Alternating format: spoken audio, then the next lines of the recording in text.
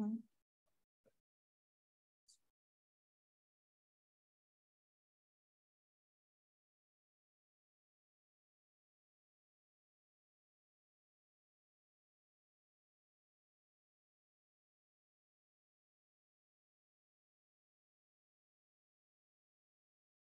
The clicker has stopped working. It's not working.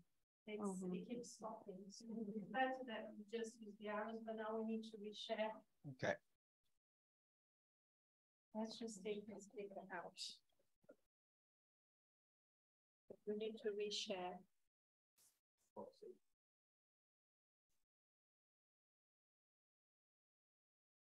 And now we should be able to do the arrows here. Okay, that and that.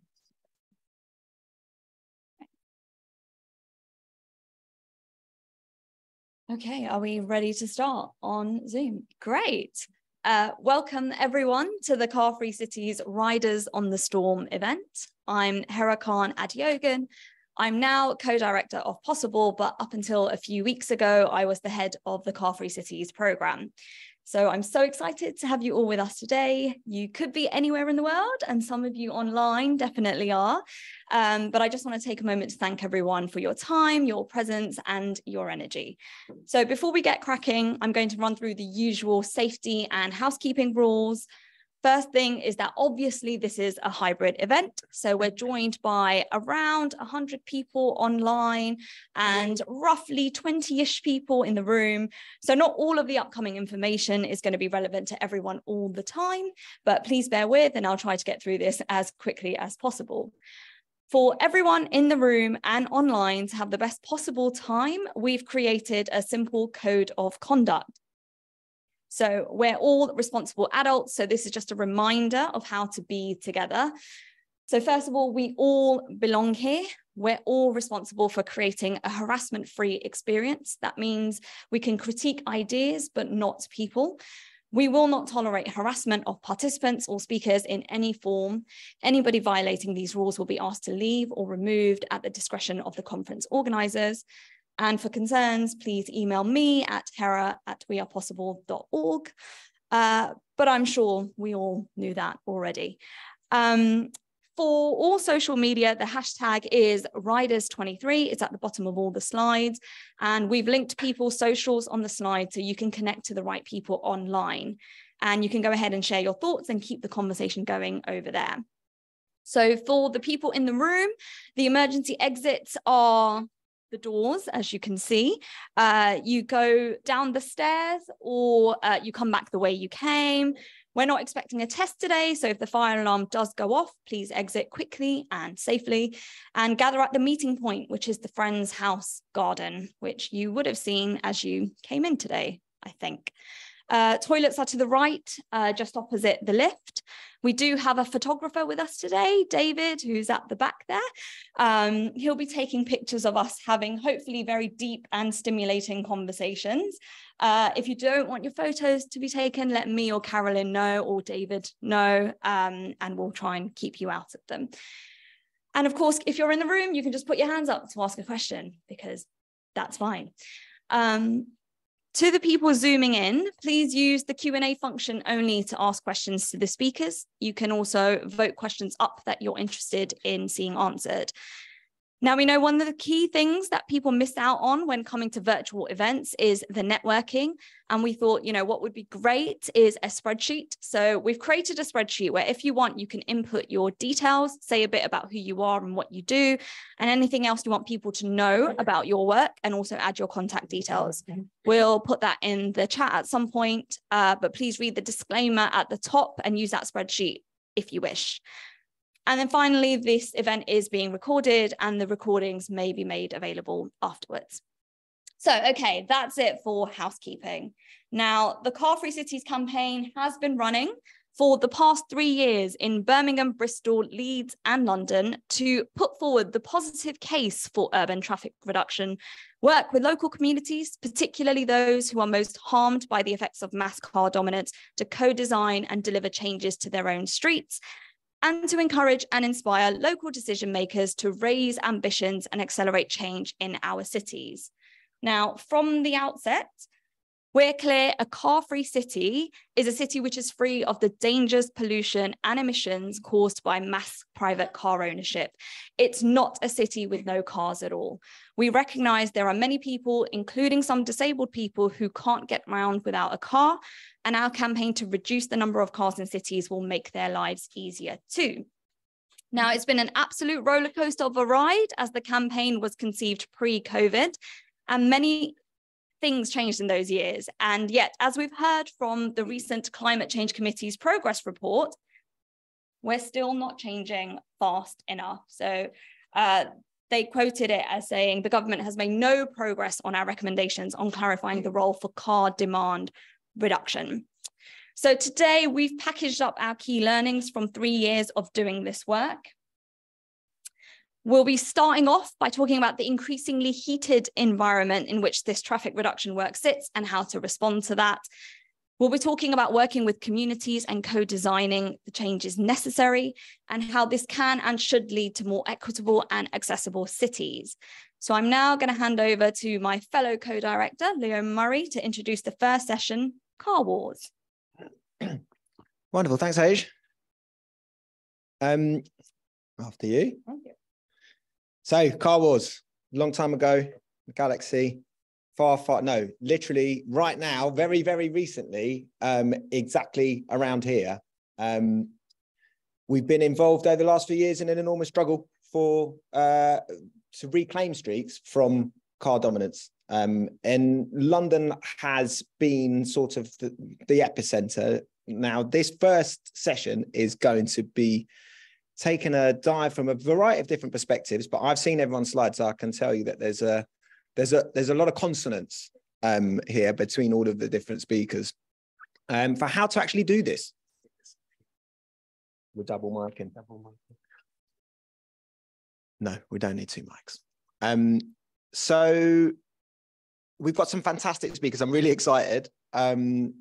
So Professor Rachel Aldred, you know, possibly to this audience needs no introduction. She is rock star of active travel research. She's the director of the Active Travel Academy at the University of Westminster, and has been, Rachel and I have been collaborating for 3 years. She was involved in writing the funding application for this piece of work, and she'll be presenting on the sort of swan song from this partnership, which is a really detailed piece of analysis, and I'm really excited for people to see it.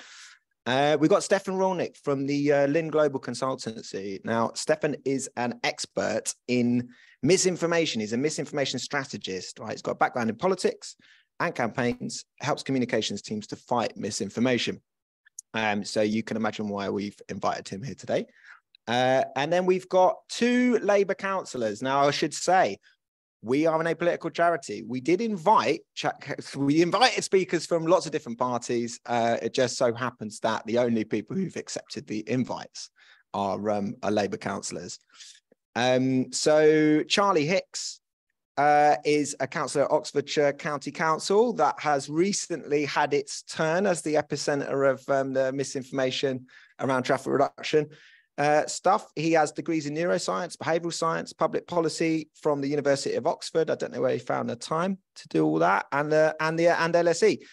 So the Sound and Fury report that Rachel is presenting on is inspired by Charlie's own behavioural science MSc dissertation, which looks at the effects of LTNs on the 2021 London Assembly election voting behaviour. And then last but not least, we've got a legend of active travel, Councillor Clyde Lokes, and I'm going to speak a little bit about Clyde myself in my own presentation. So you also get to hear from me, and I'm going to do that first. I've got to time myself because I am notorious for over speaking. So temporal dynamics, change is hard. This is, Rob, is this definitely the right presentation, mate? I'm not convinced this is the right presentation. I am really sorry. I've added slides since yeah, this is not it, Rob. This is not it, mate.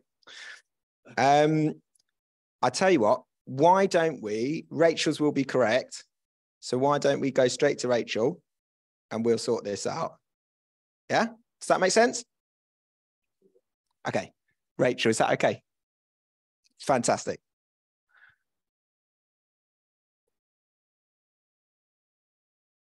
Thank you. So I think I have 12 minutes and I shall do my best. They always say start with an apology, right? So I'm not the lead on this report, so that's my apology. I'm going to do my best to do justice to it, but if there are any questions about Bayesian network dynamics, I may have to pass them on, but I hope I'm going to do justice to this. It's led by my colleague Jamie Furlong with Athena and Charlie, as Leo mentioned, and it's looking at the impact of councillors' LTM positions on voting behaviour in Greater London, and there is a lengthy report published recently that accompanies it, along with some media coverage that you may have seen. So I expect people here generally know about low traffic neighbourhoods, but I just wanted to start by saying what they are. Basically, this is an area-wide traffic reduction measure. This is an example from Enfield in North London. Basically, modal filters, which restrict through motor traffic, are being used to remove much of the motor traffic from that area inside those boundary roads that are in red. So basically, this is removing cars cutting through that area as an area-wide traffic reduction measure. As you may also be familiar, low traffic neighbourhoods have become very controversial, like a number of active travel or sustainable transport measures. Here are just some examples, a couple of examples of vandalism of planters being tipped over, signage being painted over, and an anti-low traffic neighbourhood march. So there's been a lot of noise in the media as well, and the social media, about some of these measures. However, interestingly, when we look at opinion polls, potentially a more nuanced, a slightly different, often more positive picture emerges. So this is from a recent poll by Redfield and Wilton, asking people in London to what extent they support or oppose the introduction of low traffic neighbourhoods in London. And you can see that 58% support or strongly support, 17% oppose or strongly oppose. But I think also interesting is that only a minority of people feel strongly either way. You know, many people mildly support, mildly oppose, don't know, or don't really have an opinion. So perhaps views are more nuanced and more positive than some of the media, the social media noise might suggest. But this study really is the first piece that looks systematically at the impact on voting patterns, because one question obviously is, well, you know, people have seen the previous slide, people have seen the controversy. On the other hand, the opinion polls perhaps suggest something different. You know, what role do low traffic neighbourhoods play in elections? So these are our research questions. To what extent did incumbent councillors, so we looked at incumbents between 2018 and 2022 in the London elections. So incumbents allows us to compare like with like, people who were already councillors, did they get re-elected? We're looking at whether they tweeted at all. So this study, if you read the full report, there's a lot of nuance, a lot of caveats. So obviously tweeting is only one measure of councillors' public stances. However, it was one that we, after a lot of consideration, we thought was a relatively good and useful measure to look at. It only, you know, it's only one aspect, obviously. So councillors tweeting about low traffic neighbourhoods, and also whether they took a positive or negative stance. And I'll say a little bit more in a minute about how we measured that. So did their tweeting as positive or negative affect their likelihood of retaining their seat? Obviously quite an important measure for councillors, and their relative number of votes. So this is a slightly different measure. This is trying to look at the extent to which their support increased or decreased. So they might have kept their seat, but was their support increased or reduced? So the relative number of votes, there's a long description of it in the report. There's a worked example, basically just to say this is a measure where we're trying to control for the number of candidates standing, which tended to change between elections. So our measure of relative votes is basically the percentage difference between the number of votes our particular candidate received and the average mean number of votes per candidate in the same ward. So it's kind of a measure of how popular they are compared to the average in terms of candidates standing in that ward. Again, there's different ways you could measure this. This is the one we settled on. We included incumbent councillors in London boroughs where, and these are our criteria, so there had to have been at least one low traffic neighbourhood implemented in March 2020 and still in place at the time of the elections. So we wanted to look at the impact of specific local low traffic neighbourhoods, you know, boroughs where there was at least one low traffic neighbourhood, either in place or planned. So actually something specific planned, not just we might implement low traffic neighbours, but, you know, we have a plan to implement a low traffic neighbourhood in a particular place if we're re-elected type plans. So, you know, there were LTNs or there were concrete plans. And this gave us 18 London boroughs. You can see the ones in pink there. They're disproportionately in inner London. Those are the ones that tended to implement low traffic neighbourhoods during our period. They're also all 18 in 2018 were Labour controlled. And after in 2022, that was the same for 16 of them. One went to no overall control, Croydon, and one went to a local independent party, Aspire. So that's the picture. It's kind of skewed. It's not the case that lots of different parties were implementing LTNs. These were Labour boroughs, and Labour boroughs were implementing these measures. Just something on voting outcomes by party before I continue to say something about more about the tweeting and the research. So most of the incumbents that we were able to include in our study, which I'll say more about in a minute, 93% of those Labour incumbents in 2018 kept their seats in 2022, 75% of Lib Dems, 73% of Conservative and 67% of Greens. That was quite a small number. And overall, 89% kept their seats. So most of these people were re-elected.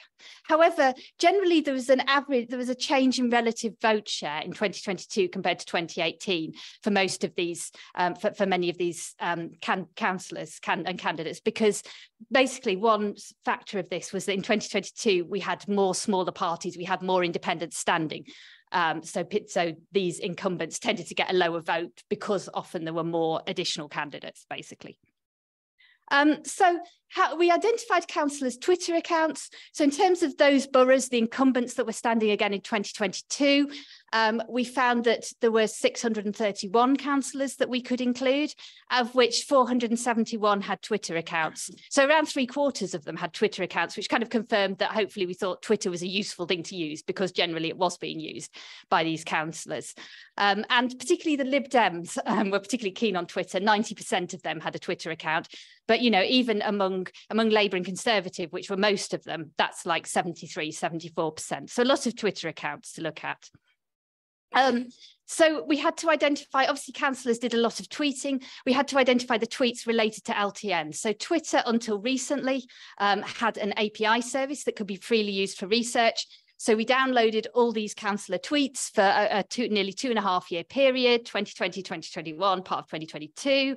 And we identified the tweets using keywords, so obviously low traffic neighbourhood or LTN, but there are also local brand names like livable neighbourhood. So we tried to identify tweets about borough LTNs, and we only included standalone tweets, so things that the councillors had tweeted themselves, not retweeted or replied to.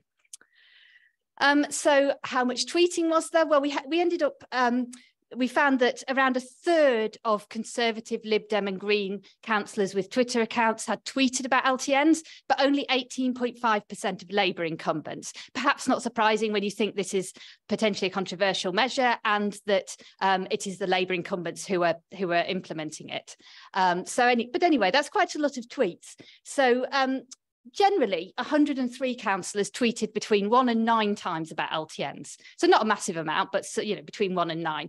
27 councillors tweeted between 10 and 49 times about LTNs, and 4 of them each tweeted 50 times or more about LTNs. So it's quite unevenly distributed. There's a few keenies on both sides. So we basically did something called sentiment analysis, which is an established method to automatically classify the sentiment of tweets. So yeah, we used a naive Bayesian classifier, which is a standard approach to predict sentiment of all these tweets, these hundreds of tweets towards LTNs. We manually coded a data set to teach the model, and the model is quite good because it codes each tweet not just as positive, negative or neutral, but it gives it a probability. So for instance, a score of 0.8 out of 1 means we're pretty confident this tweet is positive. A score of 0.2 says we think this tweet may be positive, but we're a lot less confident. So it's not just like 0 or 1, it's giving each probabilities. And then we could also score the councillors for how positive we think they are towards LTNs in their tweeting by averaging, basically. So councillors themselves also got a rating of between -1 and 1. The model was pretty good. It was as good as a human coder in terms of the reliability of classifying tweets, we found. And then we did what I'm going to just talk about in the last few minutes in terms of results. We built a couple of models, well, a couple of types of model. There's more about this again in the report. Basically, we had models predicting the likelihood of a councillor retaining their seat. So that has a binomial outcome 1 or 0, basically. So we used logistic regression models. When we were looking at the relative vote share change, we used linear regression models. So 2 different types of model. And in both types of model, we're controlling for key political and demographic characteristics, which is quite important. So for instance, political party, right? Obviously, the Conservatives and Labour were in quite different positions. And so we needed to control for political party, but also demographics, things that we thought might make a difference in terms of changing vote share or changing outcomes. So just to finish then, several slides on pulling out some key results. So this is the councillors and the LTN sentiment. This is a lovely graph from Possible with some circles on the left side. You can see the Conservatives. So this is the more negative tweets towards the left side. Towards the right side is the more positive tweets. And the size of the circle is the number of tweets. So there's a lot of information on this slide. So basically, you can see that the Conservatives are tweeting negatively generally, and some of them tweeting quite a lot, quite negatively, whereas Labour are towards the positive side. As you might expect, they're implementing these measures. They're the incumbents, because the others are often the opposition. So with a little bit around the neutral side for both, but mostly it's quite different picture. The Liberal Democrats kind of are a bit spread out. Some are positive, some are negative, and the Greens, there's very few of them. Yeah, they're more on the positive side, as you might expect. So yeah, that's basically how the sentiment of tweeting by party. So voting outcomes and the effects of tweeting about LTNs at all. So this is the results of our model, which is basically saying, what was the impact of tweeting about LTNs in any kind of tweeting about LTNs on the relative number of votes? So did tweeting about LTNs tend to lead, all else being equal, to an increase in vote share, decrease in vote share, or no relationship? So actually we found, in terms of the relative vote share, this isn't about re-election, this is just about the vote share. Tweeting about LTNs at all seemed to have a small positive impact on the vote share. So those councillors who tweeted about LTNs at all tended to have a slightly higher vote share, all else being equal, than those who didn't. So yeah, small positive relationship, which suggests possibly that councillors were maybe over worried about tweeting about LTNs, possibly. But when we split it out by party, the relationship is no longer statistically significant. But yeah, when we combine them together and look at all the councillors, it seems like tweeting about LTNs at all has a slightly positive impact on vote share. When we look at voting outcomes and LTN sentiments, so now we're looking at the impact of LTN sentiments on relative vote scores. Again, this isn't keeping a seat or losing a seat, it's just a measure of support that we've developed. So this one is slightly more complex. Basically, so here we've got along the y-axis the change in relative vote share. Along the x-axis is the LTN sentiment score. And as you saw before, the Conservatives are much more negative generally, Labour are much more positive. The trends seem to be in different directions. So generally in terms of Labour, it looks like the trend is like more positive tweeting tends to be associated with a slight increase in vote share. For the Conservatives, it seems to be the other way around. But I'd point out 2 things. Firstly, there's a lot of variation. You can see a lot of those dots are quite a long way from the trend line, so there's a lot of variation on both sides. Secondly, actually, neither of those lines in isolation is statistically significant as the relationship. What is statistically significant is the interaction effect, so that we can say it seems to be a different trend between Labour and Conservative, but it's quite weak, and it's quite, our level of confidence to say what that trend is for each is pretty low. And remember also that this is just vote score, it's not keeping a seat. And final results slide. So this is looking at the odds ratio of holding a seat, which ultimately is the really important thing, right? Whether you keep your seat or not, whether you get a slight increase or decrease in vote share. So this is the odds ratio of holding your seat by whether the councillors had tweeted at all here. And basically the key thing here is that all of those are not statistically significant. So we didn't find a statistically significant relationship for Labour, for Conservatives, or for both combined in terms of tweeting about LTNs at all and keeping their seat. So it didn't seem to affect keeping their seat one way or another, whether they tweeted about LTNs.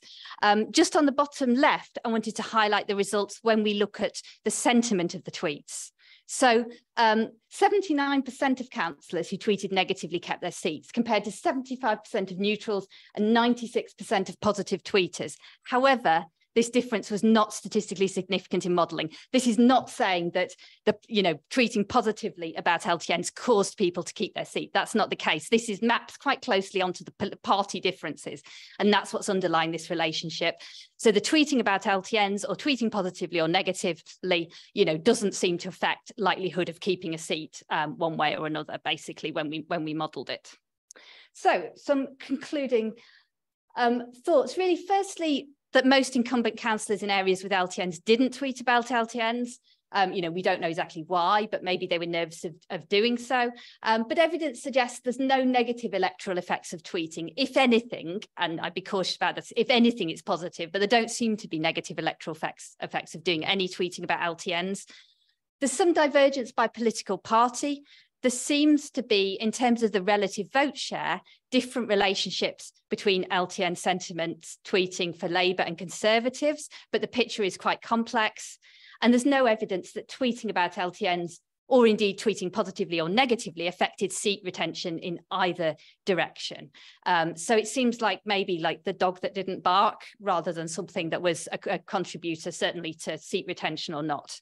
But yes, as in the report, there are caveats. This is quite complex analysis, and the findings should be treated with caution. And I hope I've done some justice to it and not gone too much over the time.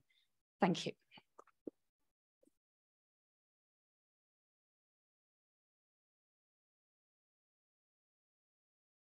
Fantastic stuff. Thank you, Rachel. Okay, so I look like I was blaming my colleague Rob there for bad slides, but it was my fault. So just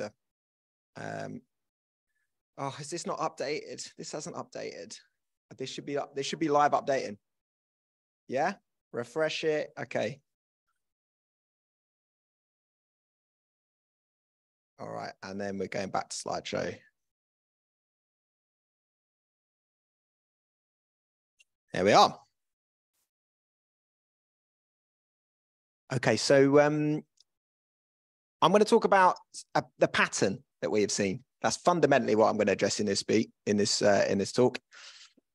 There are three key things that everyone is involved in traffic reduction needs to remember, right? The first is that noisy backlash against traffic reduction is inevitable. There is no way to do this that will not trigger that. There isn't a way to do it. We've never seen one. Secondly, once the traffic reduction measures have had time to bed in, nobody ever wants to go back. We can't find any examples of traffic reduction measures that have been in for more than 2 years that then go on to be removed. Tower Hamlets accepted. We can talk about that on another occasion. A majority and a plurality of people support traffic reduction, but they're unlikely to say so up front. They're not going to tell you that when you first embark on it. I just like this. This is a Belgian playwright from the turn of the 20th century. I just like this quote because it's important to sort of keep this in mind, right? You can't win progressive change without fights. And councillors who are wandering into this and being surprised to find that there's a fight, really need to learn a little bit of history. So congestion charge is a fantastic example. If we'd held a referendum on London's congestion charge before introducing it, if Ken Livingstone had taken that approach, it would have lost a referendum because a majority of the British public, despite 90% of Londoners believing there was too much traffic in central London, being concerned about health and environmental effects of pollution, only 38% agreed the congestion charge was the right solution. 8 months after it was introduced, public opinion in London had flipped. Well over 50% supported the congestion charge. Opposition fell, and it has been falling away ever since. Nobody wants to reverse that now. This is a pattern we see over and over and over again all around the world. And this is on our website, we've got a fantastic interactive car-free stories where you can go and visit other cities and see their experience. There are so many examples of this indeed. that it has been postulated that traffic reduction always follows a curve like this. Now, we call this the Goodwin curve after Professor Phil Goodwin. He demurs. He's like, look, I was kind of shown this on a napkin as a sketch at a conference in Edinburgh. I don't feel like you can attribute it to me. But he's the only person, he was the first person to use this in a published piece of work. This is, everyone agrees there's too much traffic, essentially. By the time you got to here, there's too much traffic, right? And this is very much where we are today in the UK. In UK cities, everybody agrees with this. But as soon as you propose any detail of what actual measures you're going to introduce to tackle it, support starts to fall. And then during this period, just before implementation, during implementation, and immediately after, during the period of disruption, you're at the nadir, you're at the bottom of the Goodwin curve, right? This is where people will hate you the most for doing this stuff and where you will hear the most opposition to it, hostility to it. But if you can make it through this bit, it's all sunlit uplands, right? It continues to improve. People's opinions of it continue to improve. So a few key things about this. First of all, if you run a standard consultation response, they're uniquely ill-suited to gauging support for traffic reduction measures. What you will get is you will trigger responses from people who are invested in maintaining the status quo. And I love this quote from Susan Claris, the walk-in champion at Arup. People who aren't currently cycling, which we know is a large part of the population, they are not going to be out there giving support to something to benefit cycling because they don't see themselves as cyclists. So they don't see this as relevant to them. If you do the thing, you create cyclists, and then people begin to identify cyclists. And then if you try and take something away from them, they'll be very unhappy about it. Status quo always benefits from incumbency effect, right? People are in general invested in the way things are today. So loss aversion is a very powerful motivator, and it's enough to really activate people to defend against a perceived threat. The problems with the status quo are known, they're familiar, whereas the hypothetical problems with the hypothetical future are both unfamiliar and infinite. There's no end to them. The future is haunted with all sorts of specters. Now, the principle of traffic reduction, very popular. It's seen as a priority. This is DFT polling from 2020. And this is in the abstract. Yes, everybody agrees there's too much traffic. There's too much traffic. And I would like to see it reduced in towns and cities in England and in my local area, my neighborhood. Even in the specific about low traffic neighborhoods, to what extent are you in favor of closing residential streets to through traffic? Large majority is in favor of that. Public polling consistently finds a robust majority in support of closing residential streets to through traffic. Right, strong opposition is limited to a very narrow group, and that is true at the national scale and specifically in London. Rachel had this slide up as well because this only came out a couple of weeks ago. Again, very consistent.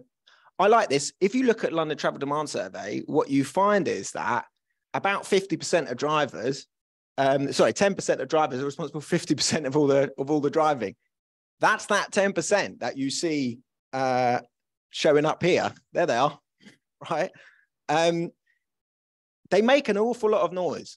Oh yes, look, dirty tricks, they're de rigueur, right? And if you haven't found a way to control for those, just expect that to happen. People who oppose this stuff will absolutely stop at nothing to prevent it. And, you know, they don't mind setting up bots who are just going to send 1,000 responses to a consultation on this stuff. I love this from Ian Walker. This was a survey on British attitudes towards cycling infrastructure. People really misjudge public levels of support. What they found in a survey was most people think Britain would be a better place if more people cycled, but they guessed that other people were less supportive and more hostile to the idea than they were. Now, why is that?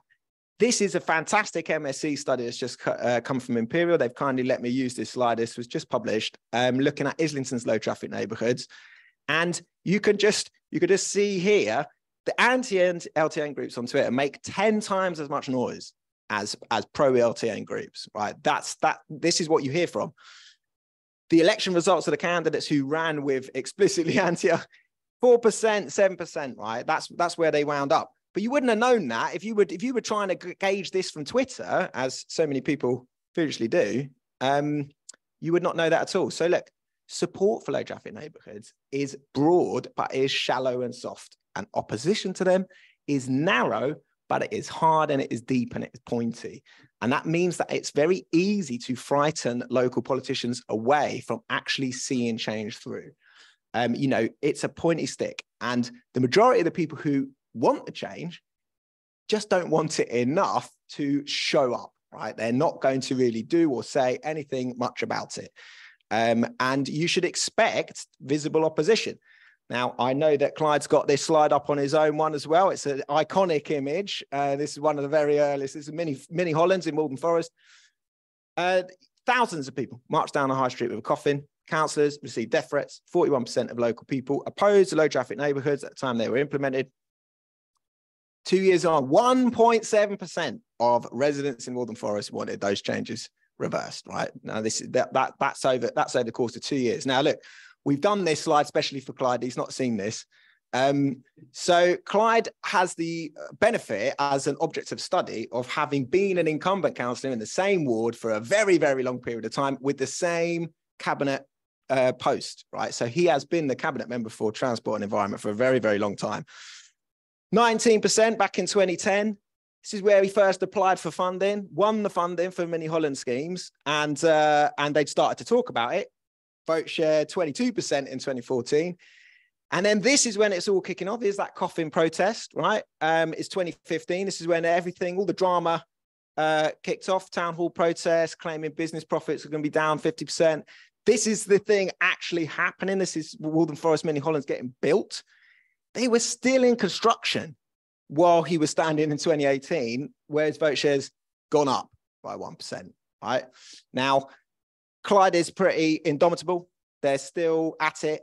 They're consulting on a new low traffic neighbourhood in Walden Forest now. But yeah, 2022, 22% vote share. So, you know, if Clyde is like a living, he's a living fossil. He won't like being described like that. But, you know, you can see basically this stuff because Clyde was one of the first to come.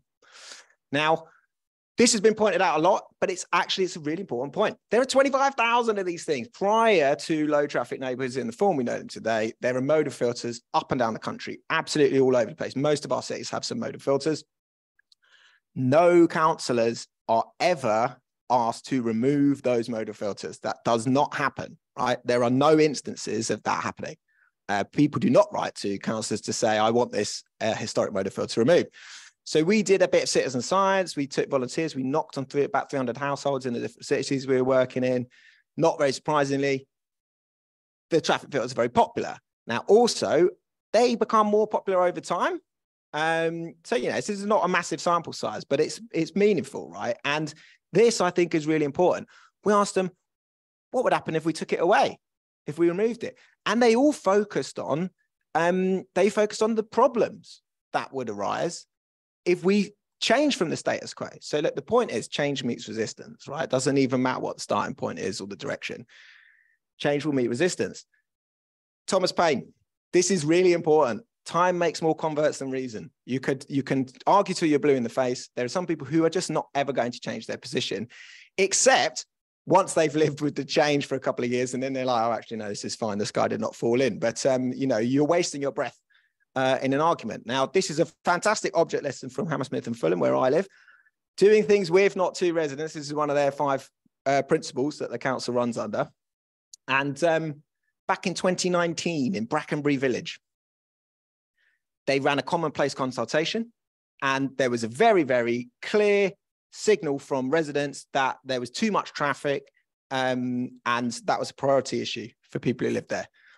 So by 2020, late 2020, the council were running local resident association workshops and presenting some initial proposals, which included this is pedestrianisation in the middle of it, which would have been a hard mode of filter and stopped people driving through. However, at the same time, they were having an absolute nightmare. The same team were having a nightmare in South Fulham, where they had tried to introduce their first low traffic neighbourhood. And they retrenched, basically. So I love this. This is a slide from the council. I should be clear. It's the Hammersmith and Fulham slide. Tech solution to an impossible problem. They felt that they had cut through the Gordian knot. how do you do a low traffic neighborhood which doesn't upset local residents? You let residents drive through all the filters. So every filter in Hammersmith and Fulham low traffic neighborhoods is camera enforced, and anyone can drive through it provided you're a resident in the borough. So they thought that this was going to kind of solve this problem for them. And here is a slide from them about why it's not a low traffic neighborhood and why this is better, right? 2021, series of working group meetings, developing plans with local residents, lots of public realm improvements, right? Only cameras, they keep stressing this. Meanwhile, South Fulham, same story, right? This is 2020, September, resident support for the scheme. Most people wanted it removed. They didn't want it made permanent. 1 year later, right? 1 year later, this is people who wanted it to stay. Better Brackenbury, they reported. So now we're into 2022. Now by April 2023, public drop-in events are held in Brackenbury to show residents the final proposals. It all goes off. You've got a local motor lobby, right? Notorious climate change denier, David Tarsh, starts putting up posters around the neighborhood and launched a disinformation campaign. Claimed disabled drivers are not exempt, etc. Like, you know, things which were manifestly false, but which really gained traction. So they targeted the drop-in events and stuff.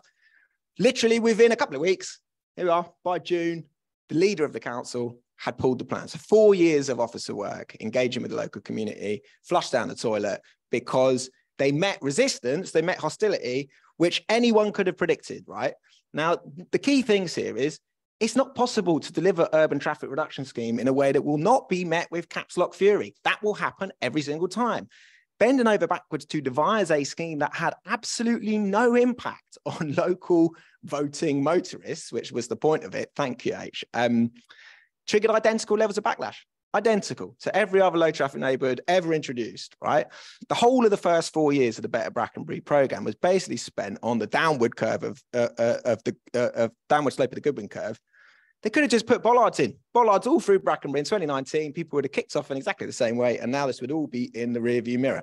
So be courageous. That is the key message, is you just have to be courageous here. People are going to shout at you. There isn't a way to do this. That doesn't mean people will shout at you. This is a Bertolt Brecht poem. When it's a notion, when it's vague, it's praised. When it looms large, when plans are in motion, objections are raised. And objections will be raised. So to summarize, the difference between traffic reduction schemes that succeed and become permanent and those that are removed mid-trial is exclusively explained by the courage and resolve of the politicians responsible for that. It's nothing to do with the scheme design, and it is nothing to do with how it's been communicated to residents. Now, some councillors in this room may have a more nuanced sort of, take on that, but basically this is our observation, right? Is that the only difference between schemes that survive and schemes that don't is just the courage and the resolve of the councillors responsible. Schemes will always have more visible enemies than friends when the details first emerge, and that is fine. Just don't be surprised by it. The end state with less traffic is universally preferred, right? Universally preferred. Now, again, Tower Hamlets is a blip, but everywhere else, the same thing has happened. It's like taking off a plaster or grasping a nettle. The only good way to deliver a traffic reduction scheme is quickly. Everything else is almost irrelevant, right? Just do it fast. That's the key thing. And ideally, avoid being at the bottom of the Goodwin curve when you are standing for re-election. Great. That is my talk done. So we should now have Stefan. So I'm just going to take you to your slide, Stefan.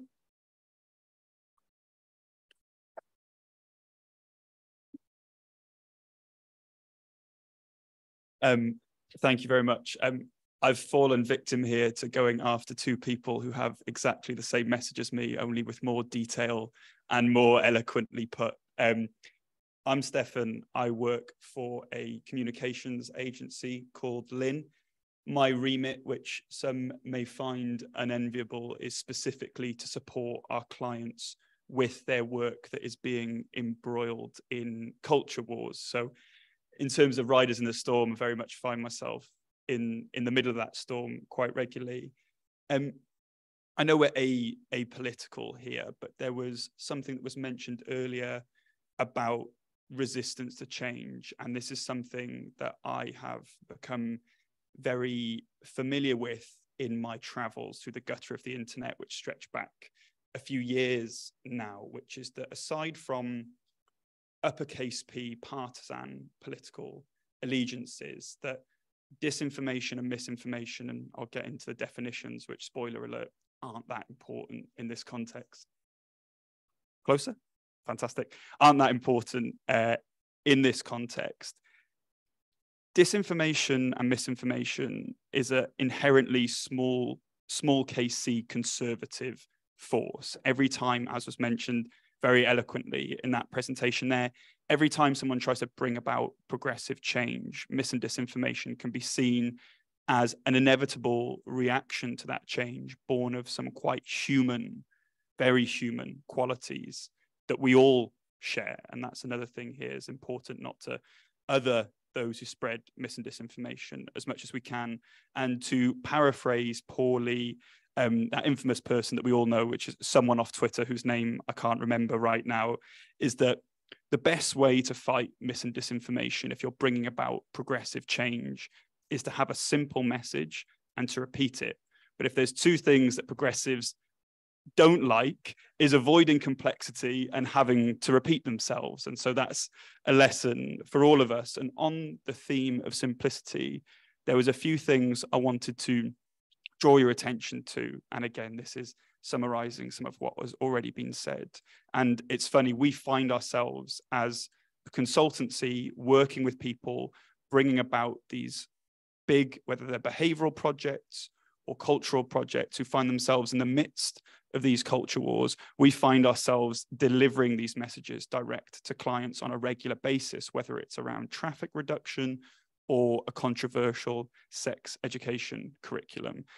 Online is not offline. Just because something is getting traction on social media doesn't mean that A, our audience has even been exposed to it, or B, that it resonates with them. And a lot of our work is actually not just about external communications. It's about doing this research in a bespoke way for the purpose of internal communications and encouraging people, as was mentioned there, to hold the line. Related to that, the second thing I want to talk about here is the purpose of fighting mis and disinformation. We're not out there fact-checking Santa Claus. I think we get too caught up on this idea of misinformation being its own field, or this new phenomenon. What we're talking about is information, a mixture of true, false, misleading information, cobbled together into a narrative which causes harm. And I'm going to touch on that briefly around definitions. And this is the third thing here. I think instinctively our approach to mis and disinformation is to correct it. And any of those who have experience in behavioral work, more experience than myself, will know that that is fraught with many difficulties as well. And we'll touch on that shortly. I want to start with a cartoon, which is the first slide that we show to both prospective and current clients. It comes from the New Yorker, and it encapsulates my point just there, that online noise doesn't result always in offline harm. And what's really interesting, if you look at these two slides here, this is a fascinating case study. And this used to be a world that I was involved in around advertiser boycotts of news outlets spreading mis and disinformation. And what was fascinating was those boycotts were social media based. They were incredibly successful. But actually, when you look at the data, and this comes from a slide deck that was released publicly, it was an internal slide deck by one of those news outlets looking to protect their advertisers.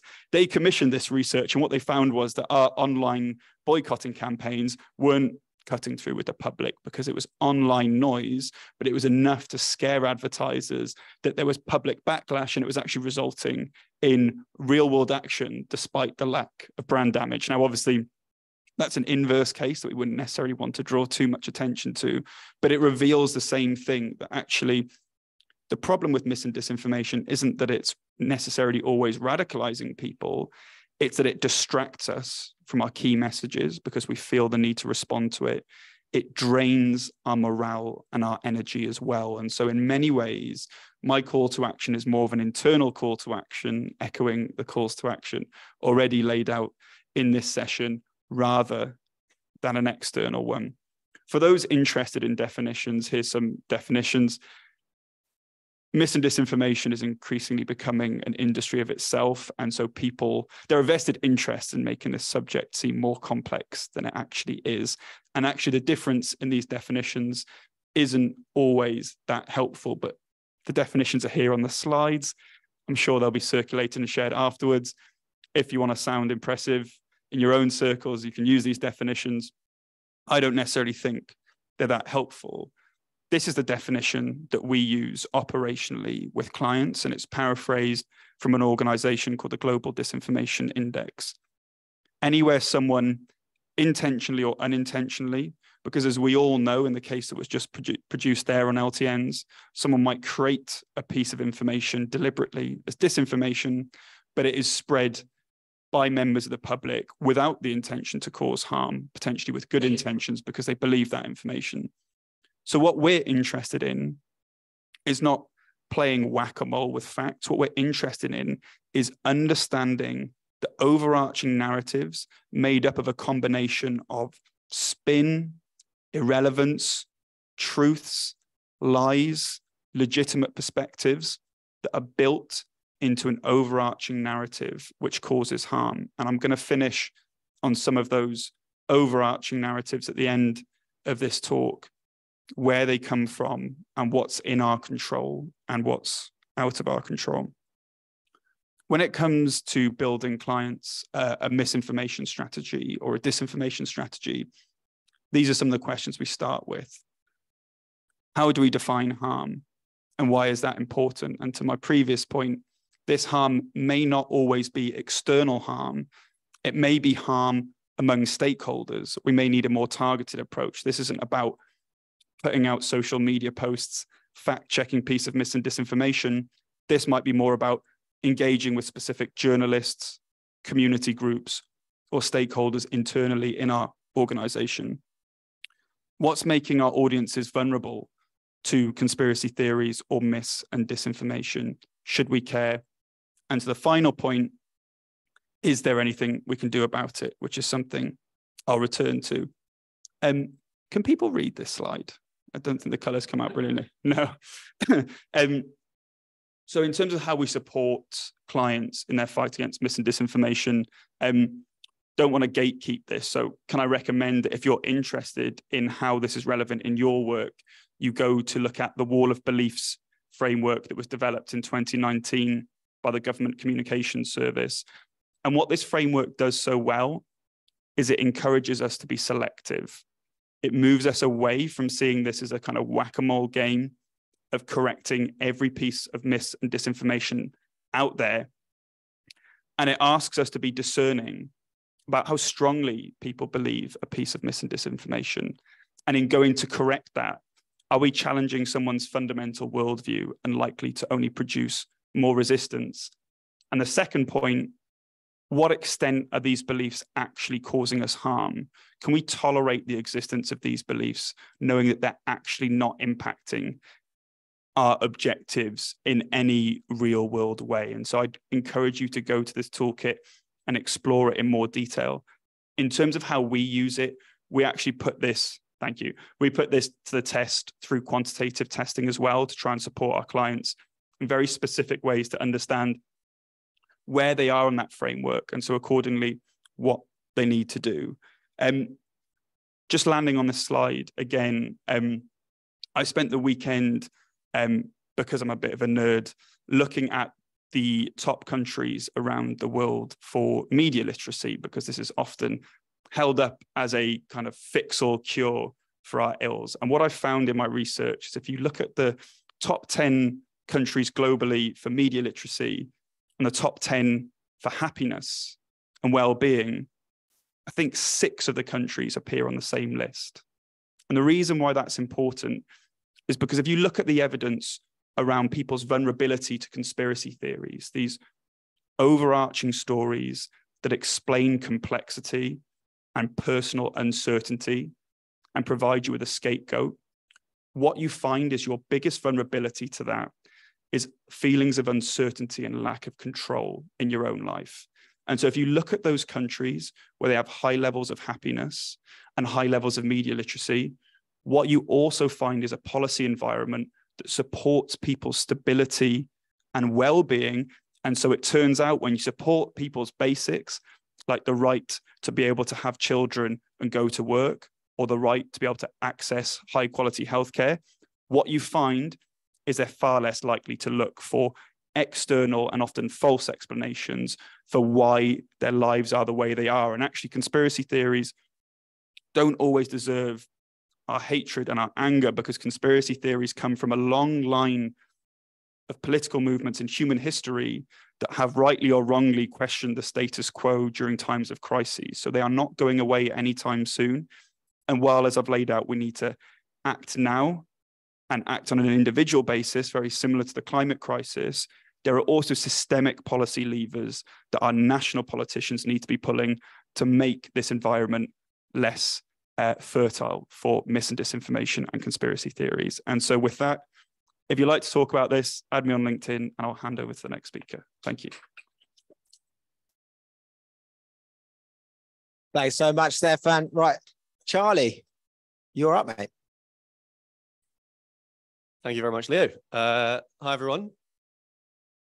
I am going to talk a lot about what we've been hearing about, so apologies if it's the same kind of messages. I am a councillor in Oxfordshire County Council. In particular, my division is in East Oxford, a place called Cowley, where we installed the first 3 low traffic neighbourhoods in Oxford. And this presentation is, how hard can it be to change the transport system? Just a little bit of background on me. I got into this world first as a campaigner through the Green New Deal, set up a hub there in Oxford, campaigning on these issues. And the reason I've put a sort of brain there is I studied neuroscience and behavioral science, and I'm particularly interested in this from a sort of human psychology perspective. I worked a bit for LSE Cities, and now I'm a Labour and Co-op councillor in Oxfordshire County Council. So those are kind of my hats. So in Cowley, what are we trying to do? This is a junction, Little Hay Road and Rymers Lane. We're trying to turn it from this to this. Everyone in this room and online will likely know what we're going for here, using modal filters. And what do you need to get started? So these are the ingredients that I think matter for this. First off, a local group of residents who really want this. This is residents in Cowley, livable Cowley, who really got that groundswell of support for it. You need strong political leadership. Put Clyde there on the right, but also Anne Hidalgo, the Mayor of Paris, Philippe Boiteau, Deputy Mayor of Ghent, all sort of inspirational political leaders to really push this through, to Leo's points earlier. And you also need a policy environment that supports this and some money too. And that's what we had in 2020 from the government. Overall, we know this, the results are positive. Here we go from Waltham Forest, possible zone summary of this. And there's strong public support, as we've seen in the earlier presentations. But be prepared for this. I believe this is Ely on the right, on the left. And then you see this Ely on the left, Oxford on the right. Same story as we've heard before. We know that the backlash feels strong. I had a good summary from a Labour a person who's been working in the Labour Party for a long time in Oxford, who said it was worse on the doorstep than Brexit and the Iraq war rolled into one. That was how they described it in terms of the backlash. So at least that is the perception of your door knockers and the people who are out there. And that, I think, is the thing that we need to focus on, is what is the perception particularly amongst the politicians, about how difficult this is and how whether it's going to lose them votes or not. And we see that reflected in the media. What I'm really interested in from a sort of behavioral science perspective is this difference between true public opinion and perceived public opinion, i.e. what do 100 people think versus what do those same people think that their neighbor thinks? And we see that those two things are very different. So as we've seen, the sort of polled public opinion, the closest we can get to the real understanding of public opinion is broadly along this line that you have most people kind of don't care or like it a bit, and you see sort of distributions along those lines. But the perceived public opinion is very different. And I think our brains are much better at seeing the negative, much to sort of keep us alive. We're much better at seeing the tiger than we are, things that to keep us just on our day-to-day. And so it makes sense that our minds are used to amplifying the negative to keep us safe, but that's not true to actually reality and what's going on. I think this is a nice way to sort of showcase this. So this is a planter in Cowley, and you can see two things have happened here. One is that overnight it was set alight, probably by 1 or 2 people. And then the following morning, 30 or 40 people came out and decorated it to say how much they liked it. Now, if you look at this initially, you think, your amygdala is responding. You're thinking, this feels scary. Am I in danger? Are there people out there who are going to come and hurt me? Or are there people who are going to cause physical violence? By contrast, then you have kids and families and a lot more people who are there giving it love and support. And I think it's worth reflecting just on our own reactions to this and how that plays out between the perceptions of public opinion and the reality of public opinion. And I also think it says something about how one should campaign and message about this stuff is to recognize that we are emotional beings, and to counteract narratives that are activating our sort of fear and anxiety, we should do that with positive emotions, because ultimately that's what drives our behaviors. I do also want to touch on some of what I think are sort of the legitimate parts that come out of this. And as a councillor, I think it's important to engage with those genuinely, legitimately, and give validation to those, because that's what I found has worked on the doorstep.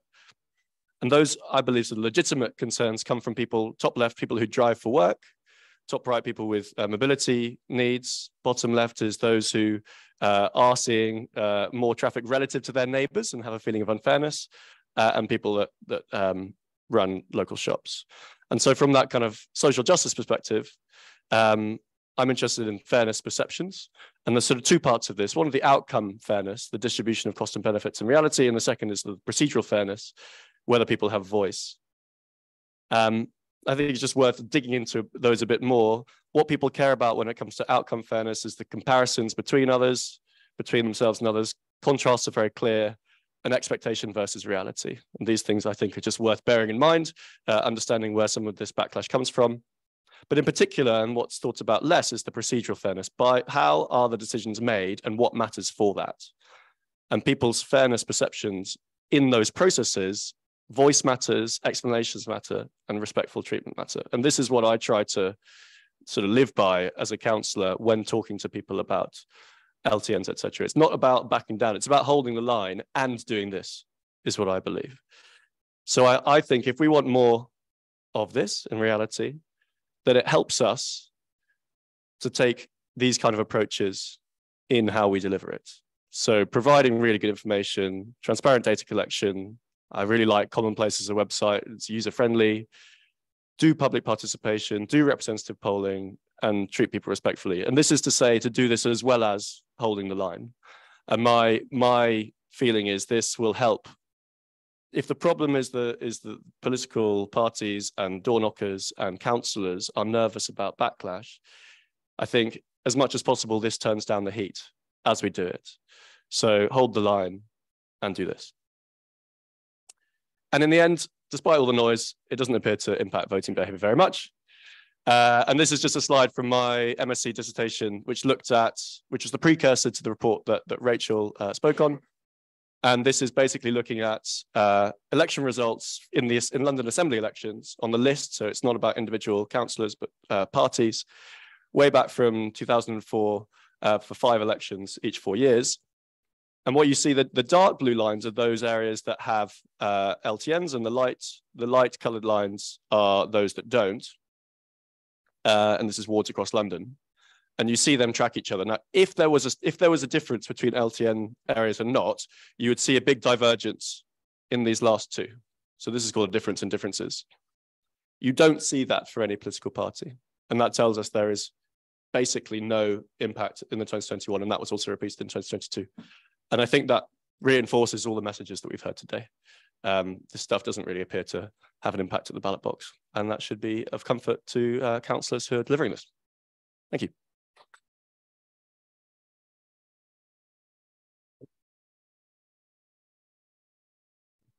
Thanks so much, Charlie. Now, look, we've got Councillor Clyde Loates from Northern Forest joining us online. Is Clyde able to advance his own slides? Or do I need to do that for him? I should be able to do it. Yeah. Just a second. We're just going to put you on the screen. All right. Thanks so much, Clyde. We're going to get your big face, mate, instead of your little face.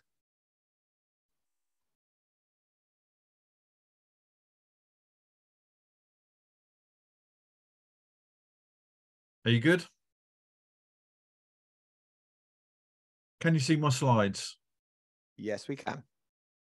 Okay, the system works. Okay, let me just hang on. Let me just go back. Fantastic. Okay, can you hear me? Yeah, sounding good, Clyde. Hello, Houston. My apologies for not being there in a physical format today. I'm kind of heading off on leave for a week tomorrow, so this is kind of my last commitment and my promise to Carolyn before I head off on leave. So hello, everyone. It's always a bit weird to follow like such esteemed speakers who have used some of your pictures and visuals already. So I hopefully won't dwell on those too much, as opposed to kind of just give you a reflection of, well, for those of you who don't know, where our journey that we've been on, and just some kind of key kind of personal points as well. I think from the outset, though, it does feel strange. This is 10 years in Waltham Forest that we've been on this particular journey around kind of what we originally called villages, then became kind of healthy streets, livable neighbourhoods, now considered low traffic neighbourhoods.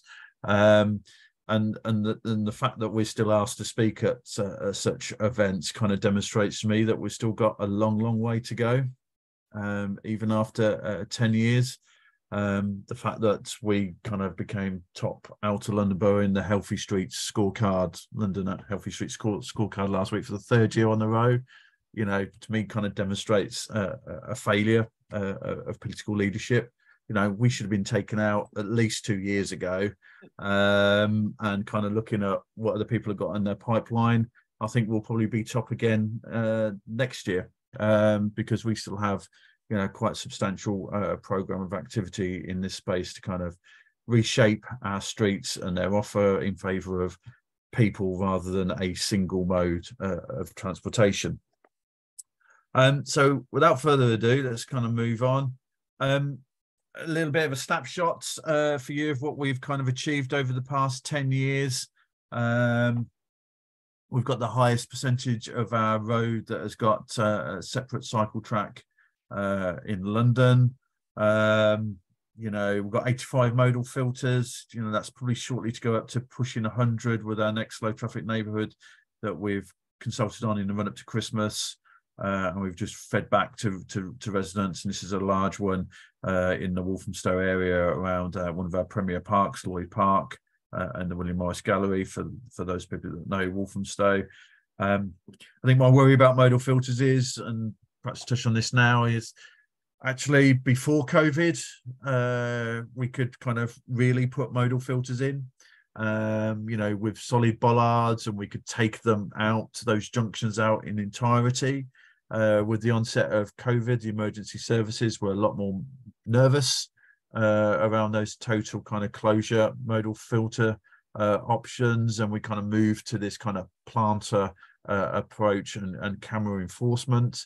And we're kind of still in that place largely because the emergency services have won that particular argument around access. To me, that means we don't get what we used to get out of a low traffic neighbourhood with regard to kind of, you know, really cracking down on through traffic. We get far too many people still who attempt to drive through, you know, and I don't want to issue PCNs. I want that space handed over to, you know, children and residents who can use that space in a different way and reimagine that space. And I feel like we've lost some of that kind of momentum in that space, you know, and especially now we're seeing, you know, unfortunately more and more councils kind of giving exemptions to people to kind of go through those ANPR controlled modal filters. You know, I don't think we are maxing out as much as we used to. 22 school streets, you know, we're not nowhere near the best in that particular space, but we're very clear with our school streets. We will only progress them where the school are prepared to kind of champion them. And kind of parents and local residents are on board, and we will only input them in our controlled parking zone areas. So we've already taken out, therefore, a huge amount of kind of non-local traffic from a particular area. And we will only do them with ANPR enforced cameras. We're not interested in kind of volunteers in high vis pulling out random pieces of street furniture at pick up and drop off time, and then kind of potentially getting into conflict situations with people. You know, so we're very, very strict on that approach. 714 bike hangers. I'm signing off a report next week where another 50 will be added to that. We have 4,011 people currently using bike hangers in Waltham Forest, and we still have 4,000 people on our waiting list, but more of that a bit later. An 11 station cycle hub. So every one of our key tube and rail stations now has a cycle hub. There is CCTV cameras in it for safety, panic buttons in there for safety, pump and tool stations as well. And they're really popular and just help break up that daily journey to work. So you can basically go from your home, cycle to a train or a tube station in Waltham Forest, park up, and then continue your journey if that's the kind of way that you want to do it. Okay, moving on. Community ownership's always been really important to us, and again, I think we lost a bit of our way on this when we kind of went into lockdown, and the quality and the standards of the schemes that we kind of did in that kind of lockdown period, and those that have kind of emerged since because of that kind of lack of funding from DFT or TfL to kind of build quality into those schemes, has kind of meant that they're not as good, I don't think, in a kind of engagement kind of way as they were before. You know, we used our opportunities to kind of plant out junctions and mean that no motorized vehicle could use those to kind of really grab our residents' imagination. And, you know, and there was something around the quality of those schemes that you just don't get with a wooden planter. You don't get that kind of same kind of ownership, and that's the place that I think we really need to kind of get back to. But having said that, another part of our kind of ownership and kind of working with our residents and local community organisations is our walking and cycling grant. And you know, it was good to see Sarah Javed kind of get her gong announced a couple of weeks ago in the King's birthday honours, and she's been a champion of the Cycle Sisters, and a place that Carolyn came from as well, who now works for Possible, you know, as well as Joy Riders, as well as a number of other organisations kind of really embracing this agenda and helping get people who haven't traditionally been the stereotype of people cycling around our borough, cycling around and using the separate cycle track and using the low traffic neighbourhoods, you know, really pushing the boundaries in that space and transforming the face of people who are cycling around our borough, you know, and that kind of booming cargo bikes and adapted bikes. I mean, it's amazing how you can strap a small child onto a bike these days. It's just been a joy to see over recent years. Clyde, I'm sorry to rush you, but we've got 1 minute left, mate. I've got 1 minute left. Oh my God. Enabling behaviour change. You know, you have to build this in. You know, you can build all of the stuff. You can put the low traffic neighbourhoods stuff in, but the complementary measures, the way you encourage people to use that space is equally as important. That's why we still invest a lot in cycle training. We have our loan bikes, we have our cargo fleet bikes that you can borrow, and we do all of these other things. And if you live in Waltham Forest and you shop online at Zara, your Zara parcel will be delivered by Zedify in Waltham Forest. You know, so, you know, even those big kind of companies are now looking at the logistics of delivery in a kind of, reduced carbon neutral kind of way. Reducing reliance on private motor cars. I'm not going to dwell on that one, to be honest. Challenges, you've used the picture already. Big challenges, but you have to engage and you have to enable other people to engage. And I always talk about our success in Waltham Forest is about working with our champions and ambassadors in the community. It's the council, politicians, the champions and ambassadors in the community, as well as our kind of council officers who can design these schemes and deliver these schemes, working together with common goals. And those champions in the community can go into those spaces, can go into those digital platforms, those social media platforms, and engage in a way that me as a politician would never be able to do. Air quality benefits, health benefits, there's oodles of research out there around the air quality and health benefits.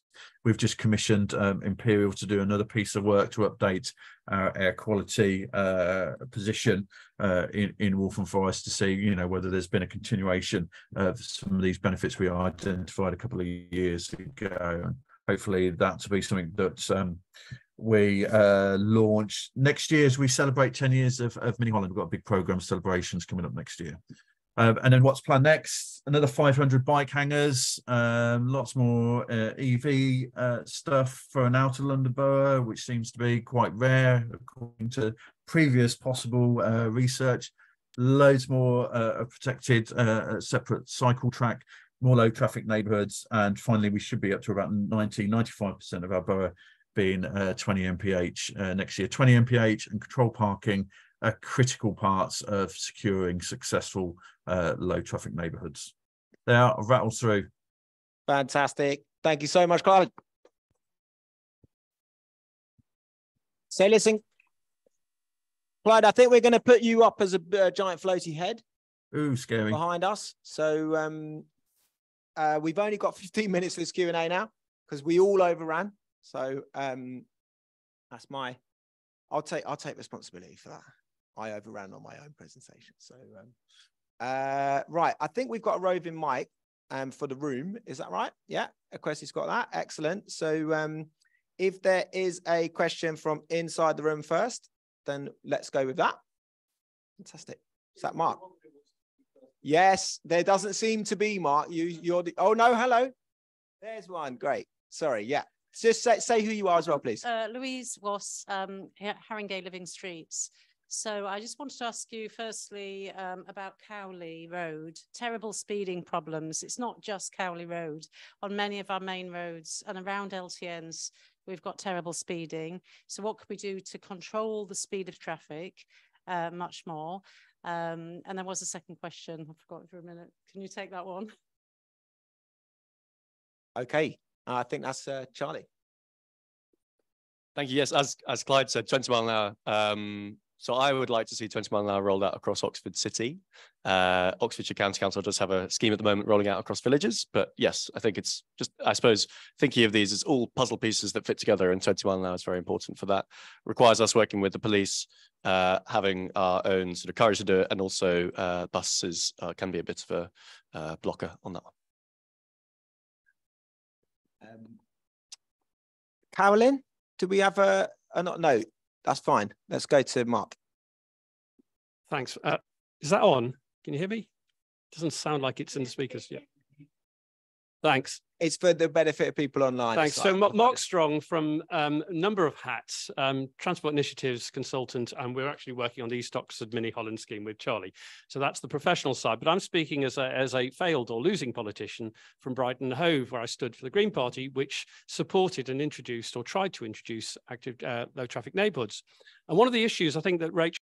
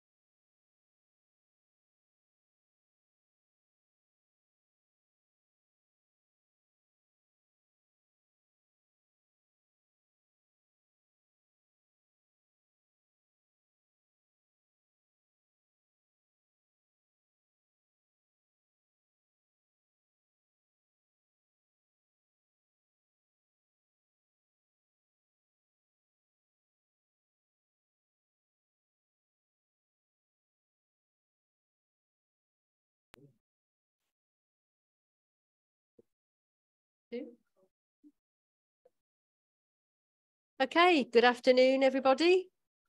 Welcome to our afternoon session, resuming our Riders on the Storm event, looking at urban traffic reduction.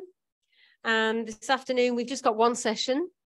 This session will be finishing around 3:10. Then until about 3:30, we'll have a sort of plenary wrap up and a little look at some of Possible's other work in the Car Free Cities campaign and other resources that we haven't already covered today. So this session is about cities of the future and ensuring the shift away from cars increases equity and accessibility for all our communities. I'm just going to talk briefly about our Car Free Visions project. I don't have any slides for this, but if you go to wearepossible.org/visions, you can see the visions that we created there. So what we wanted to do again was create really strong visuals showing people what we mean by a car-free city. And we worked in our 4 cities, Birmingham, Bristol, Leeds and London. And we worked with a diverse range of people from different communities through workshops. We paid our participants, we recruited as broadly as we could. We had a specific sample frame to make sure that we got a really good cross-section of people. And we worked with them over a number of workshops to basically get their input into designs, looking at their local areas and how they would redesign that area in a kind of utopian future. And we've got some examples. I know the online audience can't see, but people at home might see a couple of those behind us. We've got Tooting Broadway Junction and we've got our ideal residential street. And if you go to our website, there's also a nice slider, so you can kind of move the slider across and see the before and after for each of those images. We also produced a report having interviewed a number of experts, including academics, planners, campaigners, and councillors and politicians in each of our cities to get their perspective. And the outputs from that report kind of helped to inform those workshops. Anyway, you can find out more about that project and see the lovely visions if you go to Car Free Visions, wearepossible.org/visions. And the particular theme that we were looking at was equity. And really the same thing we're coming back to this afternoon. We know that the way our cities are currently built, you know, those inequities are actually designed in. That's one of the things that we're going to be looking at this afternoon. So I want us all to be thinking about how can we make the transition that we know that we need away from that dependency on cars, that dominance of private cars, and ensure that the needs of all our different groups and communities are met in that process. So this afternoon, we have Tiffany Lamb, who's going to speak from Sustrans, who's the head of equality, diversity and inclusion. And we've got Ben Coleman from Phil Jones Associates, who is a planner with years of experience working on different public realm schemes and urban design. And we have joining us online, Dr. Harry Larrington Spencer from the Active Travel Academy, who's published a number of papers looking at things like disabled environmentalisms and a feminist perspective on cities and inclusivity. And we've also got Councillor Rosina Chowdhury, who's going to be talking to us about her curbside strategy for Lambeth. So first up, we've got Tiffany with her presentation, Cycling as Labour, Precarious Work on Precarious Streets. Thanks, Carolyn. So in 2021, I did research at the Active Travel Academy on gig economy delivery cyclists' experiences of cycling in London. And to follow up on this research last year, I did further work also at the Active Travel Academy on the experiences of cargo bike couriers in London. So I will be talking you through some of my findings from both projects. So starting with why this is important. So gig economy delivery cyclists make up a sizable and growing population of overall people cycling in cities, not just in London, but globally. And the gig economy relies on migrant labor. So the majority of gig economy delivery cyclists are at the mercy of exploitative platforms, hostile environment, immigration policies, and car-centric streets. And despite making up an increasingly large proportion of overall people cycling, they are routinely overlooked in policymaking and planning. And this isn't because of their absence on our streets, but because of systems that were designed to exclude them and render their experiences invisible and irrelevant. We know that cargo bike deliveries have been on the rise in recent years, and there's evidence from Possible and the Active Travel Academy on the many benefits of more or greater cargo bike uptake for psycho-logistics. However, there is also a well-documented race to the bottom in logistics in general, and this is also manifest in the cargo bike logistics sector. So precarious and low-paid work in harsh and unhealthy working conditions are the day-to-day working experiences of cargo bike couriers as well as gig economy delivery cyclists. The business models of gig economy platforms in particular, as well as the business models of a lot of cargo bike logistics companies, are just built to create a perfect storm of risk factors that not only affect the health and safety of the riders themselves, but all road users. So things like having to be responsive to your phone all the time to accept incoming orders, or to check in with your manager on your timings and locations. Just the time pressure, the lack of safety training, and incentives to work in poor weather are just some examples of how the business models of platforms and cargo bike logistics companies incentivize dangerous riding.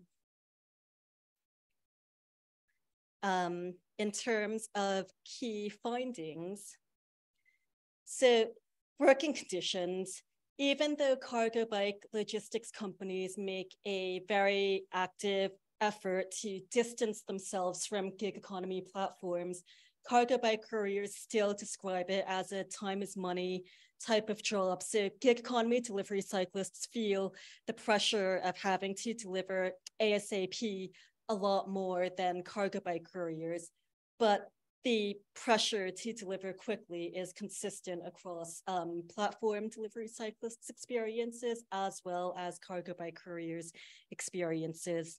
And a lot of these cargo bike logistics companies try and capitalize on delivering more sustainably and efficiently and being better for people and the planet. And it's really important to expose just the widespread precarious work that underlies those claims.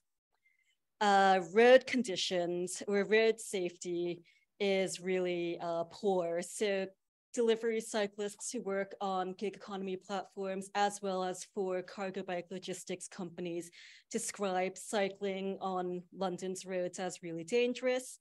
And for cargo bike, sorry, let me just get rid of that. For cargo bike logistics couriers, they often feel like it's worse for them because cargo bikes are often too big, too wide to fit in cycle lanes. And that forces a lot of cargo bike delivery riders on the roads, and they take the lane, but then that ends up annoying drivers behind them who think they're being slow and not where they're meant to be. Cargo bike couriers also rely on pavements a lot, especially when they have to deliver things to businesses or residences. They just go up on the pavement and leave their bikes there while they drop off their deliveries. However, that makes them a barrier, or that creates barriers to pedestrians using pavements. So for cargo bike couriers, there's a constant feeling of being out of place wherever you are because there's no space for you in the cycle lane. If you take the lane on the roads, then you annoy drivers and expose yourself to more close passes and road abuse. But if you're on the pavement, then you're blocking space from pedestrians. The absence of sheltered spaces to rest, and public toilets were also additional barriers that compounded road safety concerns that a lot of delivery cyclists experienced. And moving on to my final point, delivery, cycling, psychologistics is a highly gendered sector. So for gig economy delivery platforms, it's mostly migrant male labor, whereas for cargo bike logistics companies, it's mainly white male dominated. And this makes it really difficult to recruit and retain more diverse riders. It also makes women, non-binary riders, and riders of color feel like they have no support when they experience rampant everyday sexism or sexual harassment in public spaces. Or for riders of color, there have been instances when they're delivering sensitive documents like passports to posh blocks of flats, and they're made to feel unwelcome or like they shouldn't be doing something there. And these types of experiences of having your personal space violated, of being made to feel like you don't belong there just because of the way you look, are daily experiences that are part of the job. And because of the very masculinized working environment of both delivery platforms and cargo bike logistics companies, it's really, really hard for more diverse riders to get any support, and that makes it difficult for them to stay in the job for long. In terms of recommendations and what both gig economy delivery cyclists and cargo bike couriers would like to see, there are 5 key asks, really. The first one is around good, fair work. So just ending the widespread, precarious, low-paid work and having the pay and conditions reflect the physically challenging and exhausting nature of the job. For cargo bike couriers specifically, they felt like the fact that they already like cycling was one of the main motivations for doing that job. But then once they started being a cargo bike courier, they felt devalued, or that their love for cycling was taken for granted, and was therefore assumed that this isn't really work. You're doing what you love, so we don't have to pay you that much, when in actual fact, it's very tiring to cycle all day, load and unload the cargo bike, and deal with any maintenance like fixing punctures on the road and things like that. The second key ask from riders was around road safety training. So just ensuring that there is a decent standard of road safety training for all riders. This is less of a thing among gig economy platforms, and more cargo bike logistics companies are moving towards implementing widespread safety training for riders. I think Pedal Me in London has the most advanced model, but again, a lot more work is needed in this area. The third recommendation from riders was more protected cycle lanes and other traffic reduction measures, because ultimately, what makes their job really dangerous is that they're competing for limited space with cars that in this might is right road culture. So they really want more protected cycle lanes and just a safer environment to do their jobs in. The fourth ask was around increasing the reporting of near misses and road aggression, because near misses, close passes are daily experiences for most people cycling, and especially so for those for whom cycling is their job. And not only do riders want the companies they work for to take near miss reporting more seriously, but they would also like more action from the police and relevant local authorities. And finally, this was a really big one and potentially relevant to Possible's work on parklets. There's high demand for couriers hubs, which has sheltered public spaces with phone charging points, e-bike battery charging points, tables and chairs for people to sit and rest and have lunch, or just relax in between deliveries or recover from the stress of having to cycle down busy roads and get abused by drivers and also potentially people they deliver to. So ultimately, I think it's really important to take these recommendations on board because streets and public spaces are the workplace for delivery cyclists, whether they work for gig economy, food and grocery delivery platforms, or cargo bike logistics companies. And if we want to create more inclusive streets and public spaces and cycling infrastructure, then we really need to take into account the experiences and needs of those who spend a lot of time in public spaces and on streets because of their work. And if we want to tap into the potential of increased active travel investment as a way to usher in a green recovery, then it's really important to ensure that the jobs created from increased investment in active travel, including a bigger shift to cargo bikes for deliveries, we really to make sure that these jobs are not just green jobs, but good jobs. So that's all for now. Happy to take further questions via email and after this.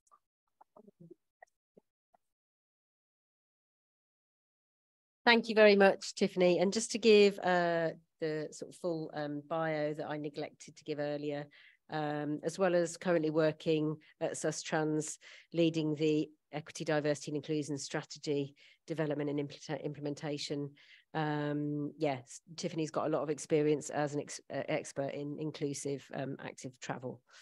And just to relate to something actually that Tiffany just covered in her presentation, when we created our car-free vision with Tooting residents of Tooting Broadway Junction, that's something that we wove into the narrative. I'm not sure it features in the picture itself, but the concept of delivery riders having a kind of space to rest, you know, with access to water and seating, although phone charging points is not something that we'd incorporated to, but it would be great to think about that in future. So next we've got Ben Coleman, who's an urban planner working in PJA's London office. He's got wide-ranging experience of developing schemes in both local authority environments and consultant environments in the UK, from initial site analysis and concept through to public engagement and detailed design. And I'll hand over to Ben, who's going to talk about low traffic towns. I'd have given you something shorter if I knew that was going to be read out like that length. I'll keep it here. Okay. Hi, everyone. I'm Ben from PGA. So we're a consultancy from across the UK, but I'm from our London office, quite a small company. But the point of the presentation today is to talk about low traffic towns and kind of what was talked about earlier, the idea of urban traffic reduction and equity in street design. I guess for us, in a way that's kind of our job, I guess, is trying to create those environments, but it's how do you, particularly out of London, but how do you actually get that message across and try and better understand the lay of the land, and actually how do you get to that position? I live in South London within the Oval LTN, so I guess I'm talking from the perspective of being slightly blessed, and I know it's all good. I get it. And actually, this is a street party near Brixton near me the other week. That's something irrelevant. Oh, that's been cut. Is there any way to that side's been cut off?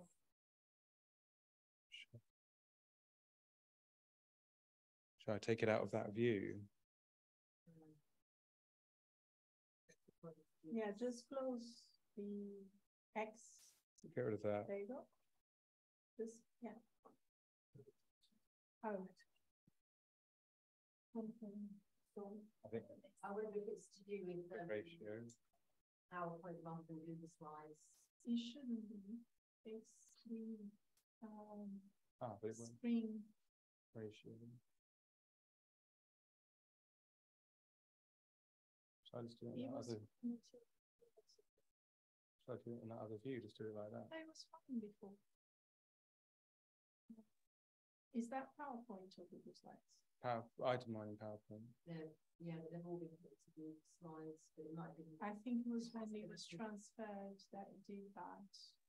You put all the slides in one We can leave like this, at least we can see the entire. Yeah, but just make it a bit bigger. Just big.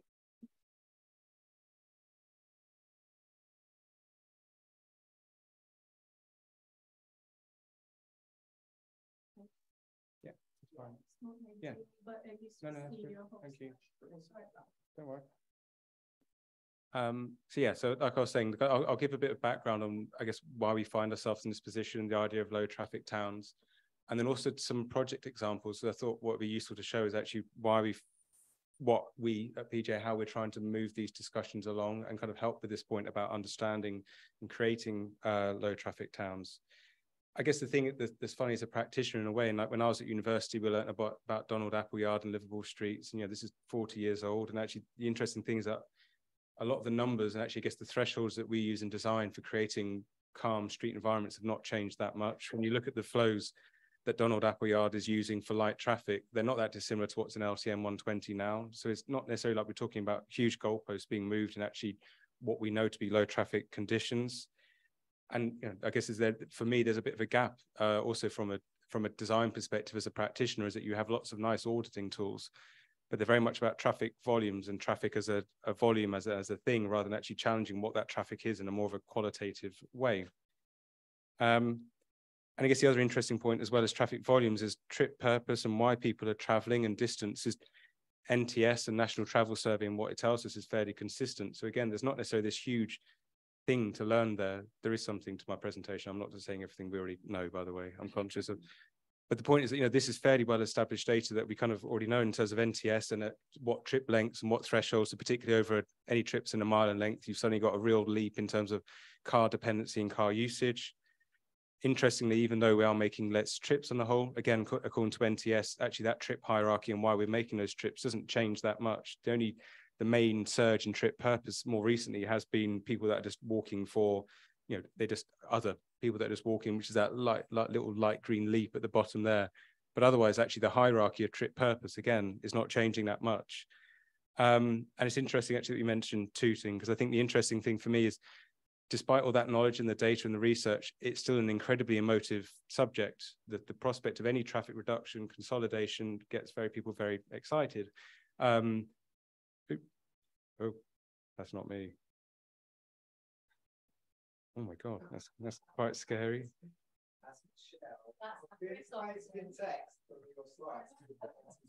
Okay. Well, she doesn't like it. She's deleting it, maybe. Right.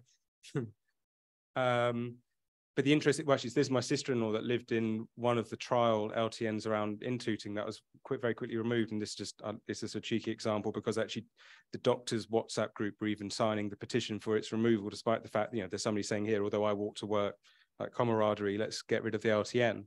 And this is just, I think, this kind of like bizarre situation where we've got the data and the knowledge behind us. But I think this is the bit we're trying to challenge as PJ, as a company is, yes, sorry. And I think the point about traffic in towns, and this, like, through traffic is treated as this lump, and our understanding of traffic is kind of treated as this kind of thing that just moves through, and we just accept it for what it is. And all different types of projects that we're working on, this is a kind of a point we get stuck. And LTNs, in an interesting way, particularly outside of London, have now got, it's such a strong brand in a way that it's really been quite a Marmite experience. In particular outside of London, you've got authorities that are terrified of the term. And I don't really know what it is, but they're just scared of it. And so what we're trying to do is trying to help with that. And actually, in lieu of this, these are some of our recent projects where the thing is, in lieu of this data, we've really got stuck. This is a master plan we worked on in Wakefield, where a modal filter was removed after, you might break the record for the shortest ever installed. I think it lasted 10 days, but it was common sense. So there you go, that's good. And this is a master plan we had in Dorset, where it was interesting, where actually there was genuine propositions to put the A35 back through what was considered to be a failing pedestrian precinct. And this is in the region of teens of thousands of trips a day. And apparently that was going to sort the high street out. But again, because we don't have that data, and this, I guess, brings to the point of what we're really trying to understand is why traffic, because we know about trip length, trip purpose, we know quite a lot from NTS, but we don't necessarily know why people are doing those trips. And so I've got a very quick whistle stop tour of where and ideally where we have data. Invariably, we're using telematics data. It's cheap, it's quite accessible, but it generally is really good just to get people on board. And even if it is a non-starter, at least we've kind of got that data available. This is an example of some work we're doing in Kent at the moment, supporting an LC whip actually in North Kent. But just one neighbourhood where particularly is 84% of all traffic going through that neighbourhood is through traffic, so not stopping with any trip purpose within that small neighbourhood. And the point of these different examples is that they're showing different environments and kind of the scales that, I guess, trying to substantiate why is that traffic there. So, so why in this neighbourhood is 84% of that traffic through traffic? This is an interesting example, in particular, I guess, in regard to the point about the equity and design accessibility. So we work very closely with the Disabled Ramblers group on this project, this LC Whip in the Mendips. We also then went further to do some design work as well. So in this example, we've got a high street that's very famous from the film Hot Fuzz. That's why most people know it. But this really clumsy, baggy street design environment where actually, if you look at it from above, you can see there's no control crossings. There's more carriageway than anything else. So 71% of that space is carriageway. But the thing that really got us leverage was that point about the 60% of height of that traffic. 60% of that traffic is shortcutting a perfectly good A road just round the corner. And that got us a lot longer toward, or closer, hopefully, towards achieving something like this, which is really just a bit of a road diet. We're still maintaining traffic access, but we're doing a lot to try and domesticate that environment. Oh my God, 2 minutes. Okay. And move that traffic on. Sorry. I've deliberately chosen pictures of baggy street design to really exaggerate the point about kind of, I guess, access and how, in terms of actually being able to use that environment. Herefordshire, we've been working on a project where 52% of traffic is intra-traffic. Hereford is no more than 4 miles wide at any point. So over half the traffic in the town is just, like Pac-Man, just going in circles around the town. A mini Holland study in Hampshire, where this is interesting actually, where the challenge for the city is not their own traffic in a way, it's traffic that's born out of the city that's coming in lieu of basically public transport, active travel facilities. So in a way, I feel a bit sorry for the people because the choice is to drive, because the alternative is so convoluted and so far-fetched that they do, the card wins. Again, another example of a really baggy street design. Actually, this is an interesting one in North Oxfordshire, where of all traffic passing through the village, including the little quaint Cotswolds-esque high street here, 81% of all trips has passed through that village without stopping.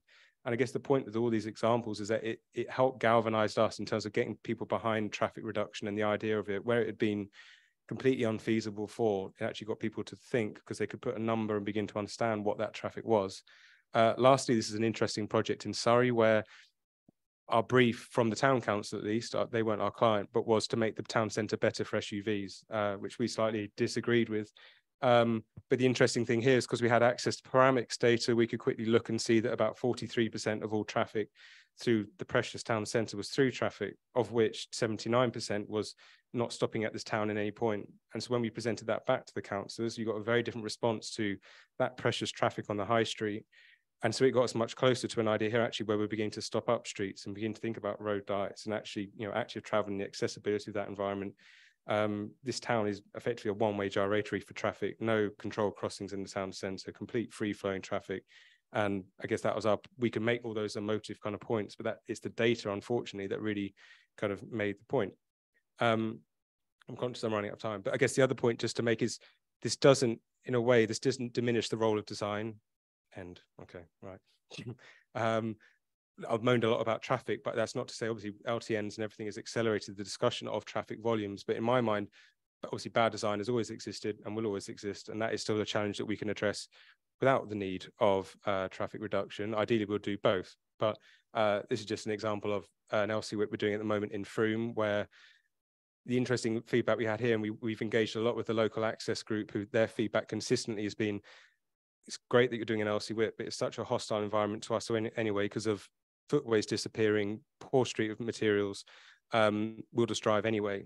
Our choice is we would prefer to drive than any other mode as it stands, not because of traffic volumes, just actually because of the rubbish design. So yeah, it's just like moving discussion along.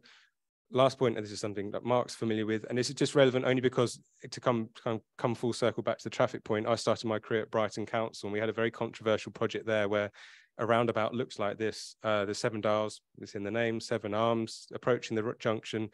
I remember as a kid, it used to be a naughty challenge to try and get to the island. I don't know what you did when you got there, but you got there.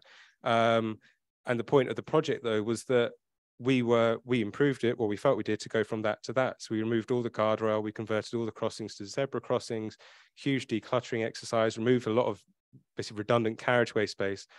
But again, we engaged with the local mobility group. I think some of the councillors went on a blindfolded walk through the space to try and understand it in its previous layout.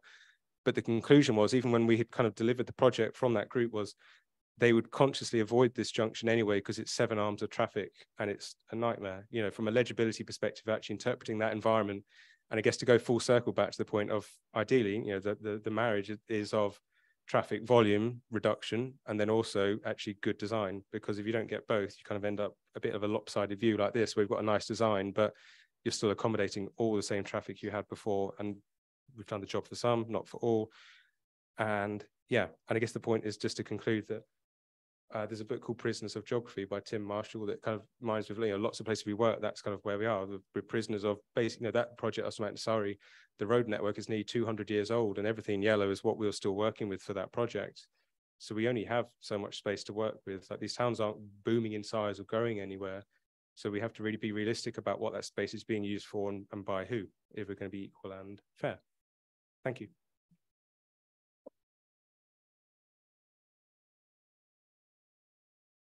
Thanks, Ben. It's really good to have a, kind of built environment and design and planning perspective to throw into the mix. So next, before we go to Harry, we're going to hear from Councillor Rosina Chowdhury, who's already been with us for the Parklet session earlier today. Sorry, I did have your bio up in front of me, Rosina, but I've lost it. But perhaps you'd like to, you can do your own description as you come up. And she's going to talk about cities of the future and reimagining the curbside. Thank you, Rosina. Thank you very much, Carolyn. Some of you are going to get fed up of hearing about the curbside strategy. So is it, so I just... Okay. Okay, yeah. Nice and beautiful. Yes, excellent. So okay. Use the arrows here. Okay. Okay, brilliant. Thank you. Okay, thank you. For those of you who don't know who I am, I'm Rosina Chowdhury. I'm a councillor in Lambeth. I represent Streatham Hill Ward, or Streatham Hill East, as it is now, since the boundary review of 2022. I'm also deputy leader and the cabinet lead for a sustainable Lambeth and clean air, which includes highways, active travel, bins, recycling, parks, open spaces, all the nice stuff that everyone's really interested in, but none of it's statutory. But anyway, I get to have lots of fun with it. So so that's a bit about me, and I'm here to talk about the cities of the future and reimagining the curbside. So earlier this year, Lambeth Council launched the ambitious curbside strategy.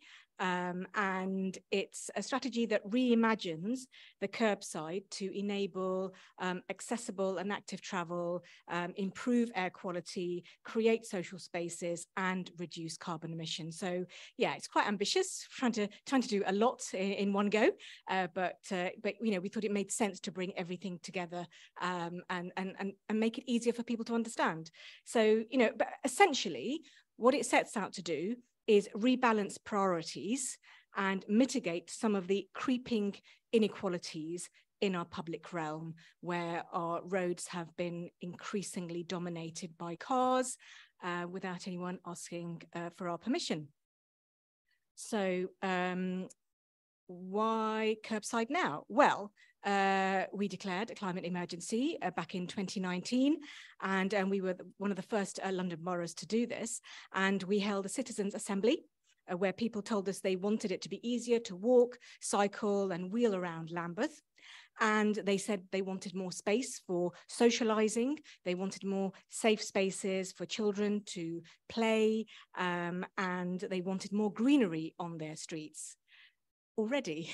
Okay, I'm going to have to be really fast. Okay, so yes, essentially, you know, we wanted to reimagine what the curbside could be like, and yeah, the Climate Action Plan came along in 2021, yeah, so our residents wanted 25% of the parking space to be allocated to for sustainable uses. So this is very quickly, so this is where we are.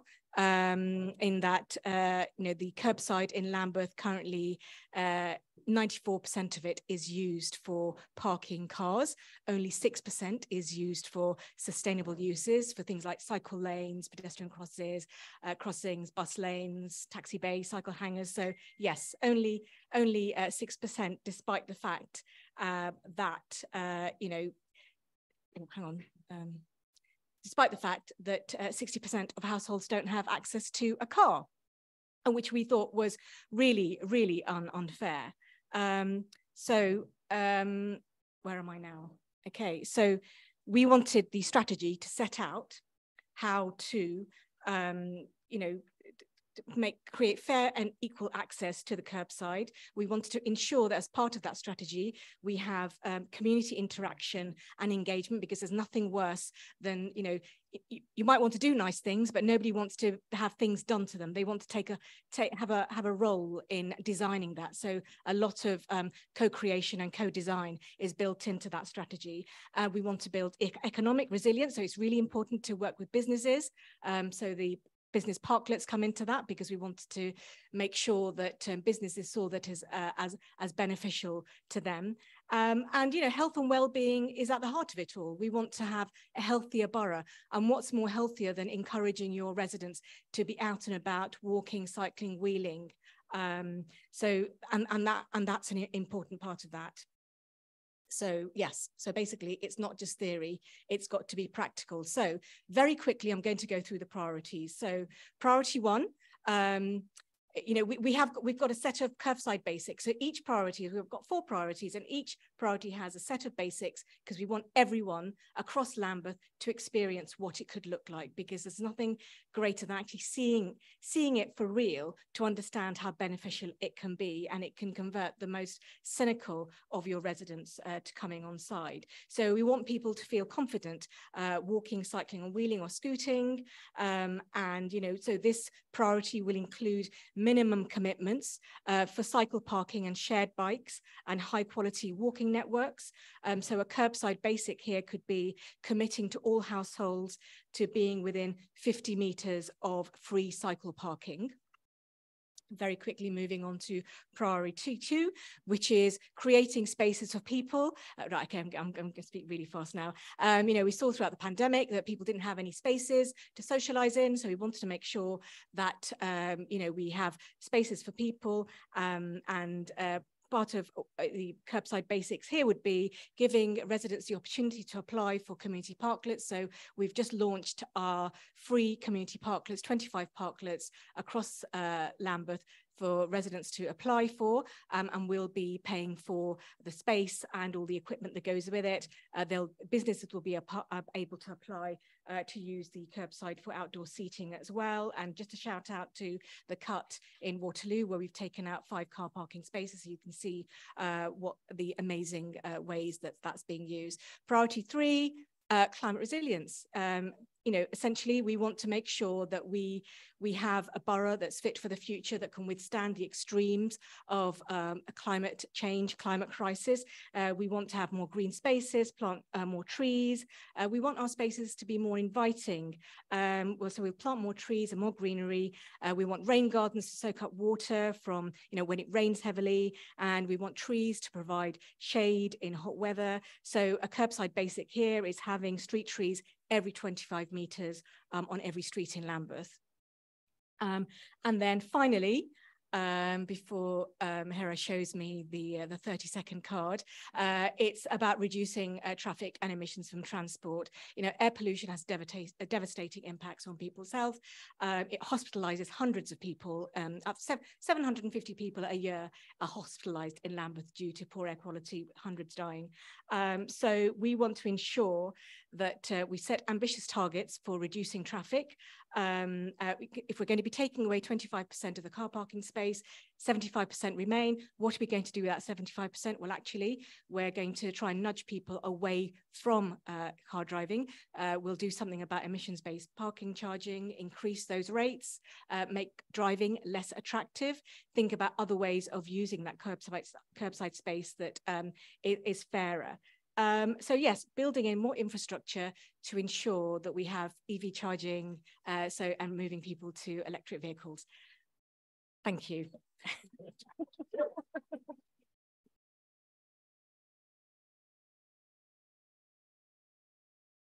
Thank you very much, Rosina. So Rosina's talked to 3 breakout groups and everybody as a whole and the online audience. So we'll be testing the people in the room on the stats in the Lambeth curbside strategy. Just bring Harry up. Yeah, that's fine. So Debbie's just going to bring Harry up next. So save any questions that you've got for Rosina. Ambitious traffic reduction targets. That's exactly what we want to hear. Yep, so save your questions for the Q&A. So joining us from home, we've got Harry. She's a research fellow in the Active Travel Academy, who we've already heard from today at the University of Westminster. She's a disabled activist and scholar, and her focus is on environmental sustainability with an emphasis on everyday urban mobility and active travel. So over to you, Harry. Thank you. Can you hear me okay?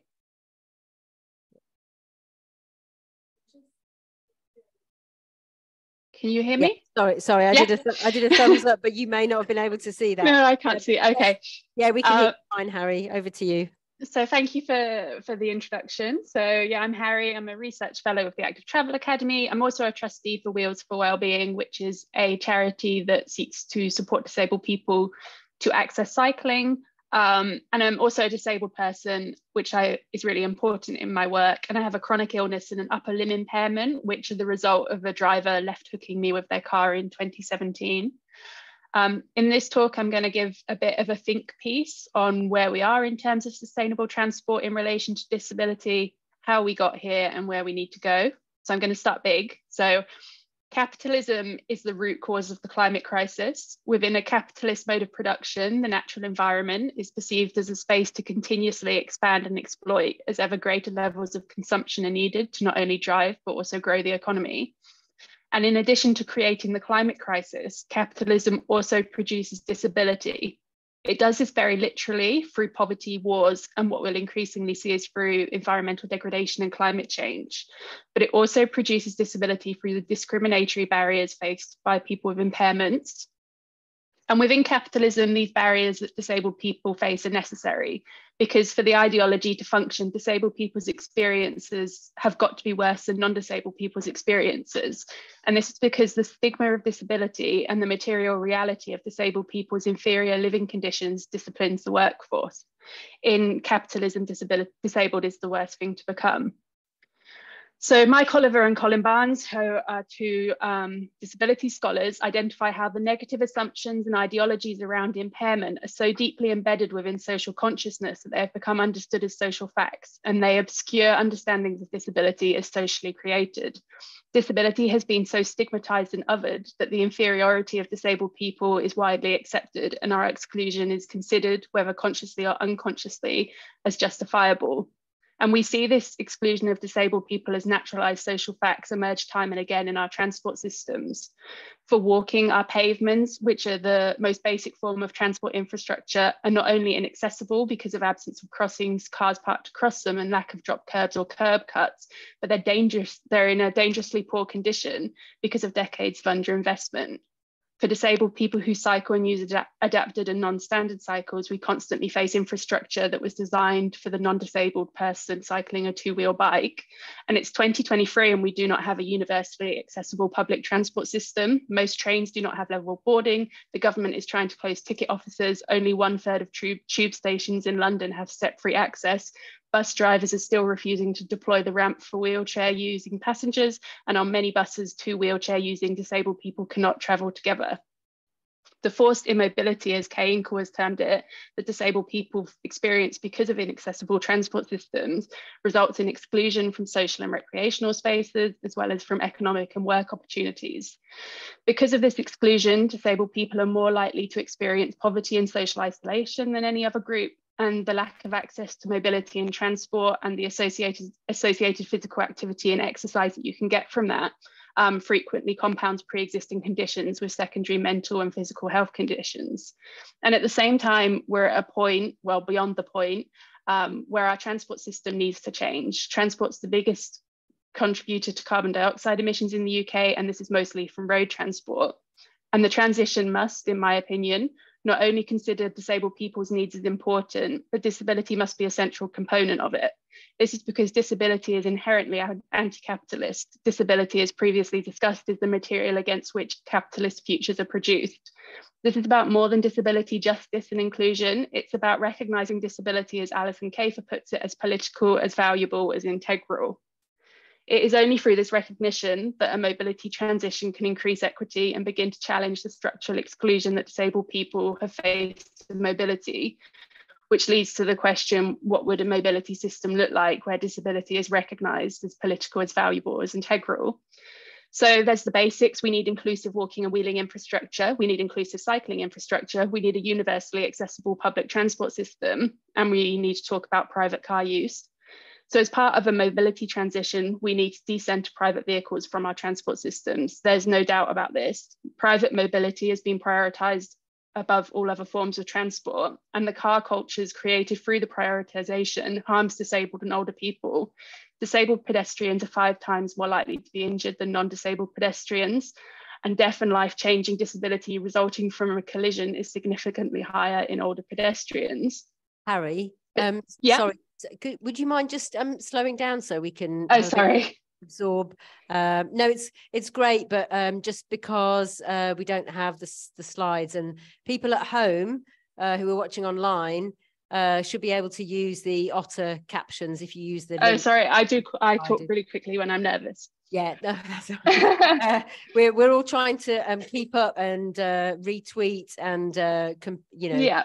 So yeah, that would be really helpful. Thank you. Take your time.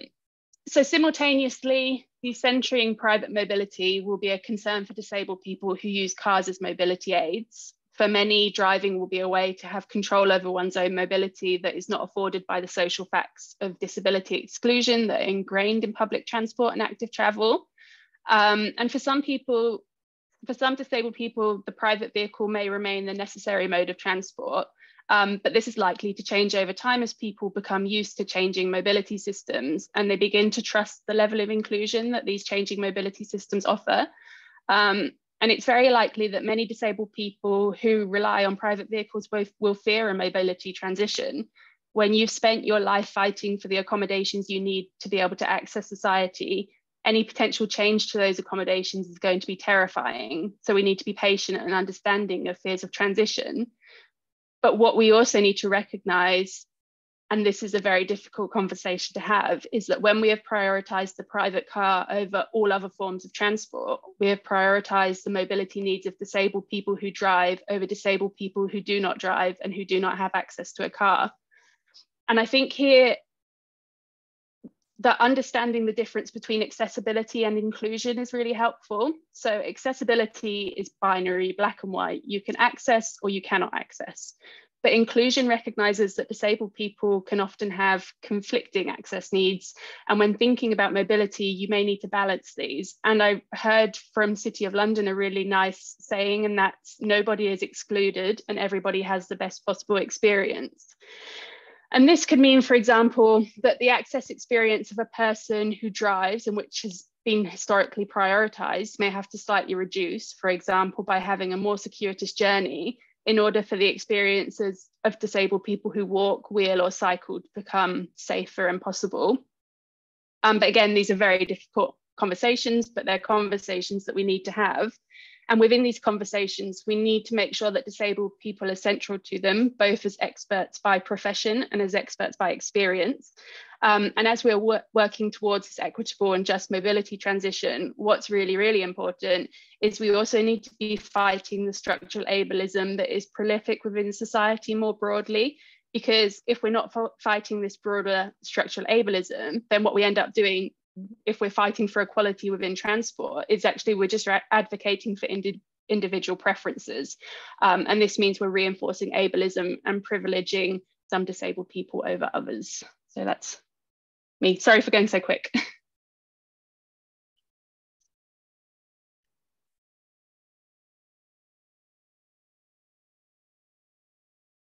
Can you hear the applause in the room, Harry?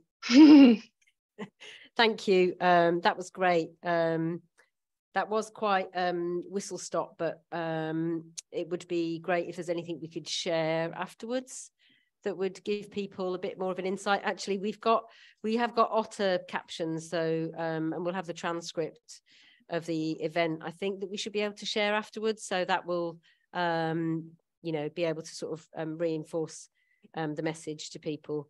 So that was great. Thank you very much.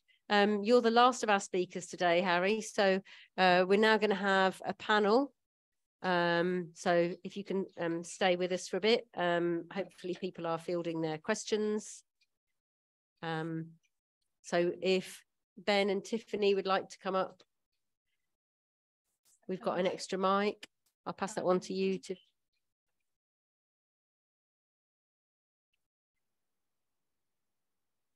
And can I just take the iPad with her? Okay. Okay, lovely. Okay, lovely. I think some of the questions from this morning may also be relevant, possibly for this afternoon.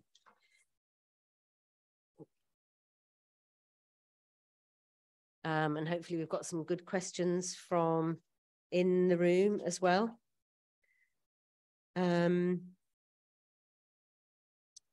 Right, let's start with a question from in the room, if we have any. Yeah. Okay, no, there's no one else. No, go on, go for it, Leo. Well, it's me too, Mark. You know, my colleagues have heard more of me than anyone. I had a question, Tiffany. The mobility hubs for courier, the courier hubs, right? That you can see there's a really strong logic for that, but whose responsibility is it to provide those? And, you know, what, if anything, have we heard from the platforms who don't employ the riders, but are the source of their work? You know, does this exist in any other cities? That's what I'm wondering. And if so, how has it happened? Because we obviously don't have anything like that in London.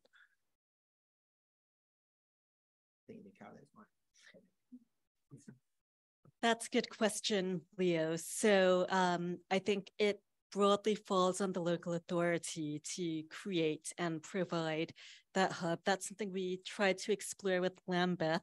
Impact on Urban Health funded the cargo by courier work, and we had a follow-up proposal to collaboratively design a couriers hub in Lambeth.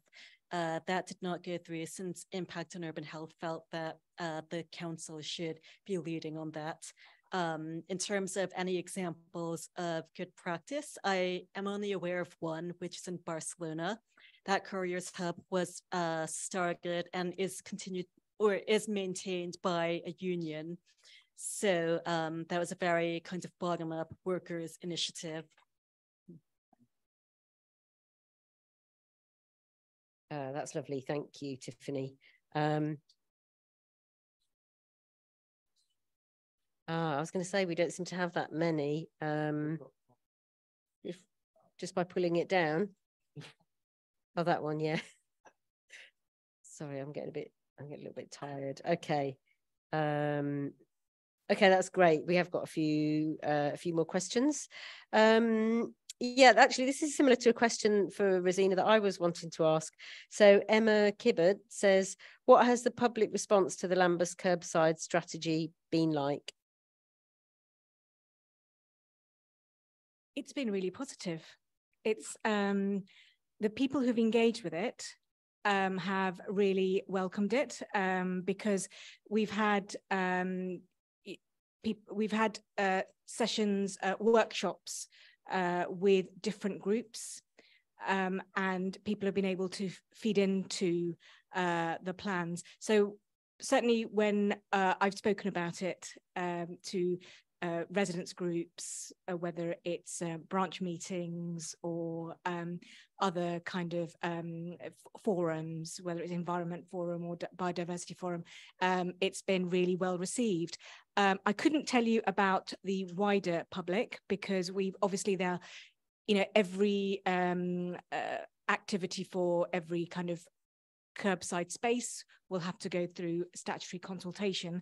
That's when we'll know whether particular residents want this parking space taken out or not, because, you know, we'll still need to do statutory consultation. But actually, when you look at it very broadly, people are generally in favour of, and it's not surprising, given that, you know, as I keep saying, 60% of households in Lambeth don't have a car. So you know, we are in a way giving something to people that they don't currently use. That's great, thank you, and hopefully very reassuring for the councillors who are attending or watching today. I wondered if you could talk a little bit about, because you were telling me earlier on in the breakout sessions that the strategy was partly developed in response to demand from residents, and I wondered if you could talk a little bit about how that demand was expressed and the kind of process, whether it was a consultation mechanism by which that feedback was given to the council, and the role of local campaigning organisations like Living Streets, and what sort of impact that had, if that makes sense. I'll try and roll it all up into one succinct answer. Well, essentially, we, you know, the permission to take out 25% of the curbside came from Citizens' Assembly, which we conducted, which was convened by an independent organisation called Traverse back in 2020 during the pandemic. So it's all done online, with, you know, 50 or so residents across Lambeth representing different demographic profiles, so through all walks of life, and, you know, people had an opportunity to talk about the climate crisis, about what it meant, about how they saw the future of Lambeth, and what it, you know, how we could build resilience when we are faced with extreme weather conditions and extreme temperatures, and what it means for our environment. And it was through that lens that people spoke about, okay, what's it going to take? You know, what can we do that isn't going, you know, that we can do in a way that's manageable? Because, you know, ultimately, when people talk about the climate crisis and about the responsibility, you know, there's a tendency, and quite rightly, to talk about, well, actually, this is about government. This is about, you know, multinational companies and corporations. And this is a global issue that, you know, an individual alone cannot make a difference. So, and what the purpose of the Citizens' Assembly was actually talk about, okay, what are the small things that we can do as a borough, as residents? What can we do to actually improve our neighbourhoods? And one of the things that came out, well, actually, you know, there's a lot of cars that go through my roads, and my kids don't feel safe. And someone would talk about, you know, their cats being run over, and, you know, danger to wildlife, and all of those things. And when people thought, well, actually, why, you know, there's so many cars going through, why don't we take out car parking space? Maybe then we wouldn't have so many cars going through. And that's where the idea evolved from, people talking about their neighbourhoods and making it personal to them and what they wanted to see. And that's incredibly powerful, because what it means as politicians, it means that actually this is coming from the residents. They're giving us permission to take away car parking space, and give them the opportunity to think about what else it can be used for.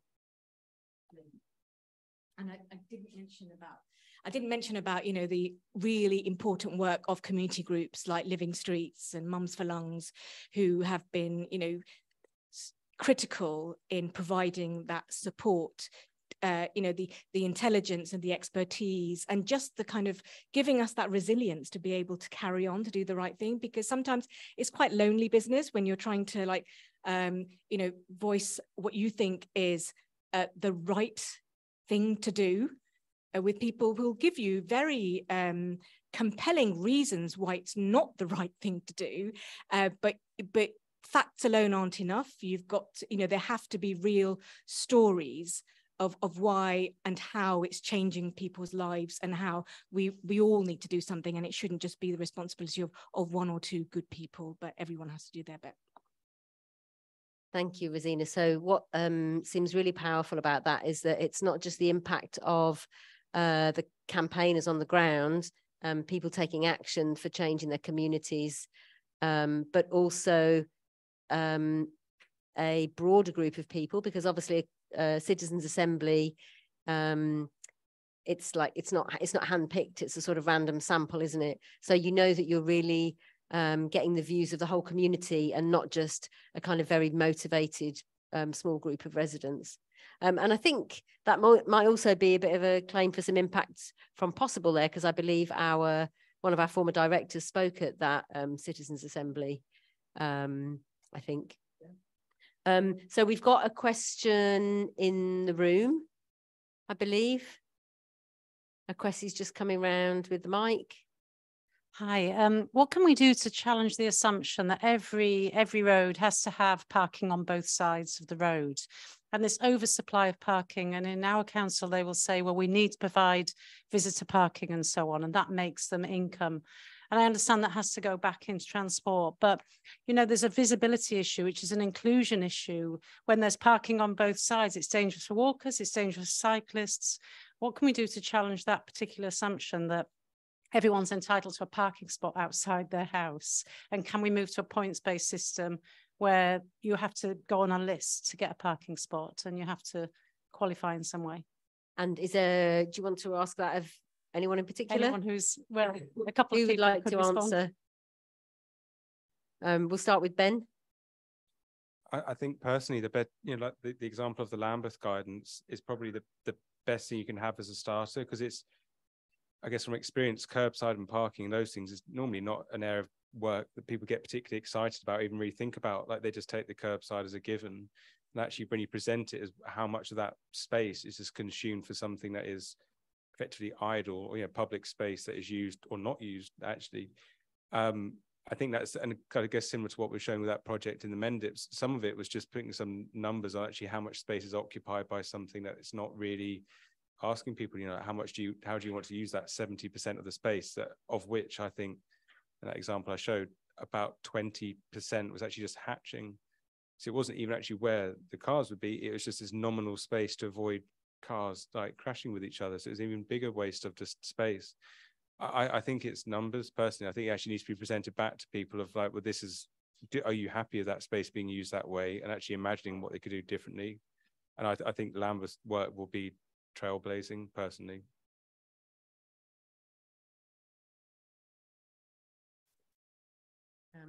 Do we have any other questions in the room?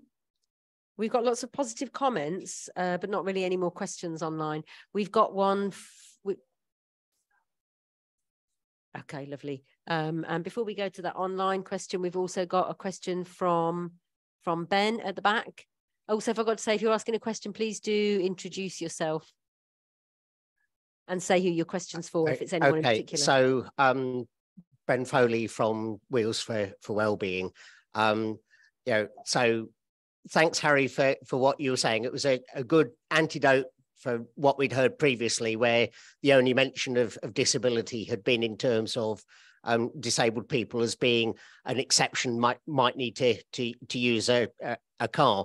It's something that struck me, that I've got a vague feeling I remember somewhere that disabled people are less likely to have access to cars than non-disabled people. Do you have any feel for the sort of ratio there is there? Yeah, I think we've got data on that in our Nobody Left Behind report, but I would need somebody from Possible to look that up for me, because I don't know off the top of my head. But we know that it is, I think it might be something like 70%. Yeah, Harry probably will know, actually. Let's pass to Harry. Sorry, Harry. I'm just looking it up. I know that disabled people are less likely, but I don't know the exact numbers. But we can find out. We can certainly find out. And have you got a further question on that, Ben? No. Okay, we've got we've got another question in the room from. Sorry, Harry, it's another one for you. So there's a pedestrian priority street in Brighton, which has been made fully pedestrianised. And the concentration has been on one disabled woman that lives in that street, as she's had completely all her rights taken away to have car access. But there's been no focus on the accessibility improvement. And as Rosina said, about the stories, because the stories are for people who couldn't access the street but haven't yet got access to the street because it hasn't been put in yet. So there's no positive press about all the disabled people that can access it in future because they haven't been using it yet. So how do you weigh up those two things where the positives aren't there yet to have the stories about, and all we have is a story in the press about somebody who is disenfranchised? It's really hard because everybody deserves to be able to access their local space. I think this idea of understanding the difference between accessibility and inclusion is really important. And I know that City of London were working on a tool to be able to use, but it is the idea that if somebody has a 5 out of 5 for access and somebody has a 0 out of 5 for access, if the person that has a 5 goes down to a 4 and someone that is on a 0 goes up to a 3 out of 5, then that's the kind of accommodations that we need to be making. But again, they're really difficult conversations to have because for the most part, disabled people's access has been really hard fought. So, and we talk a lot in active travel, don't we, about change is difficult, but change is even more difficult when you've had to fight for what you've already got. And what you've already got is the absolute bare minimum. So, you know, we need to be having these conversations. We need to involve disabled people.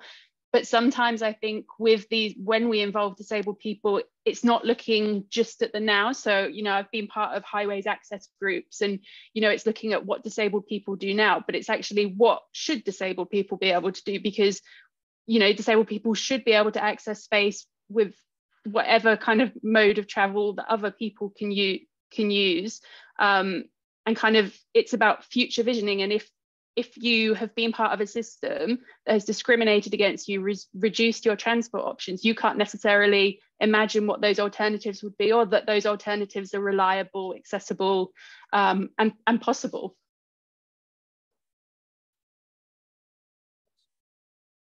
Yeah, I think I've got them, Debbie. I'll refresh it again. That's great. Thank you, Harry. Some really important points there. And just to come back to Ben's question, Leo has helpfully looked it up from the National Travel Survey, which found that disabled people are around twice as likely to not hold a full driving licence and almost a third less likely to have access to a car as a main driver. But it also showed that even with access to a car, disabled people are disproportionately more likely to make passenger trips than non-disabled people. Thank you for that, Leo. So we've got a question here from Hannah Greenberg, who I believe is a councillor, I think, in Winchester. And she has a question for Ben. As a prisoner of geography in Winchester, what are the first actions I should be pushing for as the gateway to transformation in our city? That example was from Winchester community, the one I used of Hampshire. I would say the main thing is addressing obviously the transport point. I guess I was conscious in that presentation, it talks a lot about traffic, which is not always the most exciting prospect. But I think actually, particularly in that example of Winchester, knowing it quite well, actually, I think is that it needs some degree of hierarchy, like, you know, Manual for Streets has a user hierarchy group or implies like how we should design our streets. But quite often we don't really have a space or a movement hierarchy. And actually, like somewhere like Winchester, that's a historic city, actually potentially very attractive city with, you know, lots of good public realm already. I think that's missing, and lots of, I guess for us, it's an area where it doesn't exist very often. So that you have master plans, you have LC whips, but very rarely do you have somewhere that says explicitly, we're going to put people and, you know, people-friendly design first and prioritize out from that. So if I was in Winchester, and I'd refer to the Mini Holland submission that's just gone in as well, because that was trying to make those points. Thank you, Ben. Yeah, I should say that Anzir Boudou is watching online. He was our Car Free Cities consultant and the author of the Nobody Left Behind report that can be accessed on our website. Yeah, so he's also come up with the statistics, and also Giselle Dutoit has looked up those same stats for us. I'd like to just do one more question if I can from the online submissions. Have we got any more questions in the room? Okay, so just one more from online and then one more from James in the room. So Abby Booker asks, how can we make sure that the experience of disabled people is at the centre of transport strategies? Are there any tempting solutions that we need to avoid that would benefit non-disabled people who walk and cycle but negatively impact disabled people. I'm going to put that one to Harry. If that question makes sense. Are there any tempting solutions we should avoid that would benefit non-disabled people who walk and cycle, but negatively impact disabled people? I mean, probably the standout one that a lot of local authorities would try and do, but they should not be doing now, and it says specifically in LTM 120, will be these shared space. And that comes from not wanting to reprioritize road space and putting pedestrians and cyclists in conflict with each other. So I think that for me is a standout one. I suppose if you look at kind of the media, the one that would come out would be low traffic neighborhoods, but I don't believe that that is the case. And that low traffic neighborhoods could support disabled people to travel actively and have better transport options. But yeah, they're kind of the two that would stand out. So ultimately taking space away from the highway rather than expecting cyclists, pedestrians, people wheeling, scooting, all to share the same space. Yeah, exactly. And I think for local authorities, shared space is it's a quick fix that kind of you don't get motorists being vocal about it. So they'll try and do that over other options because it's easy, but not taking those easy options. Lovely. Thank you, Harry. So just one last question in the room and then we'll move on to our kind of closing plenary. Would you like to introduce yourself, James? Yeah, James Grant. I've worked in transport for a long time and currently studying at the Institute for Innovation and Public Purpose at UCL. And I'm researching public participation and engagement. Rosina's kind of spoken to this in terms of the Citizens' Assembly and these I suppose, techniques that local authorities are using to manage some of the challenges of these transitions. I wonder if Ben had reflections from sort of experiences around the country on the use of techniques that I suppose go beyond the traditional public consultation window in a planning process or a project process, and how that plays out, whether they're being useful, whether that's helping with the challenge of reducing car use.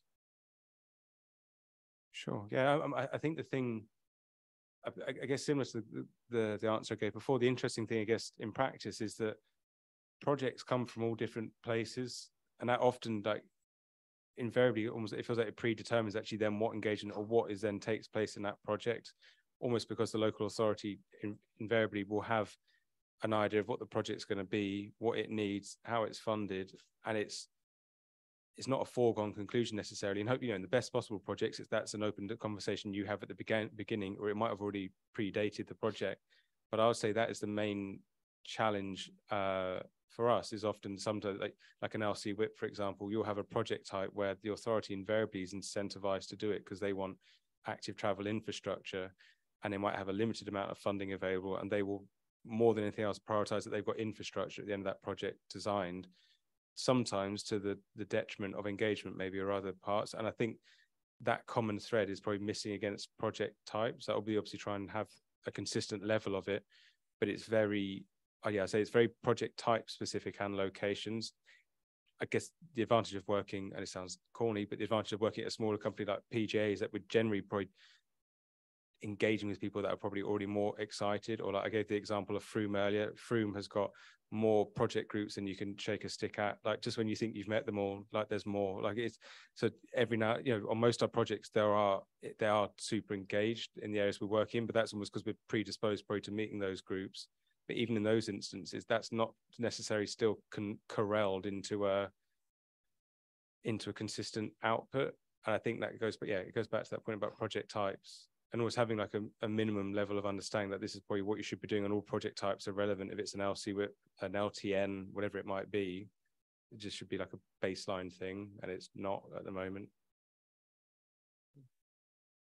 Smashing. Thank you, Ben. So that concludes our panel discussion for the afternoon session about cities of the future. Sorry that Tiffany had to rush off. She had to go and catch a train. So sorry she wasn't able to stay quiet until the end. So what we're going to do now is just have a nice kind of summary of the day from Hira, our ex-head of Car Free Cities and now Director of Campaigns and Impact, telling us a little bit about some of the other bits of our work that weren't covered today. We'll be wrapping up about 3:30, and then people in the room, you're welcome to stay. There'll be more refreshments, more water. I know it's very hot in here.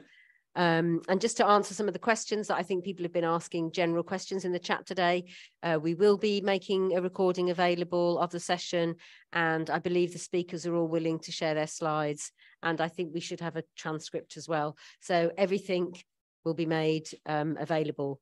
So thank you very much to Councillor Rosina Chowdhury and to Ben.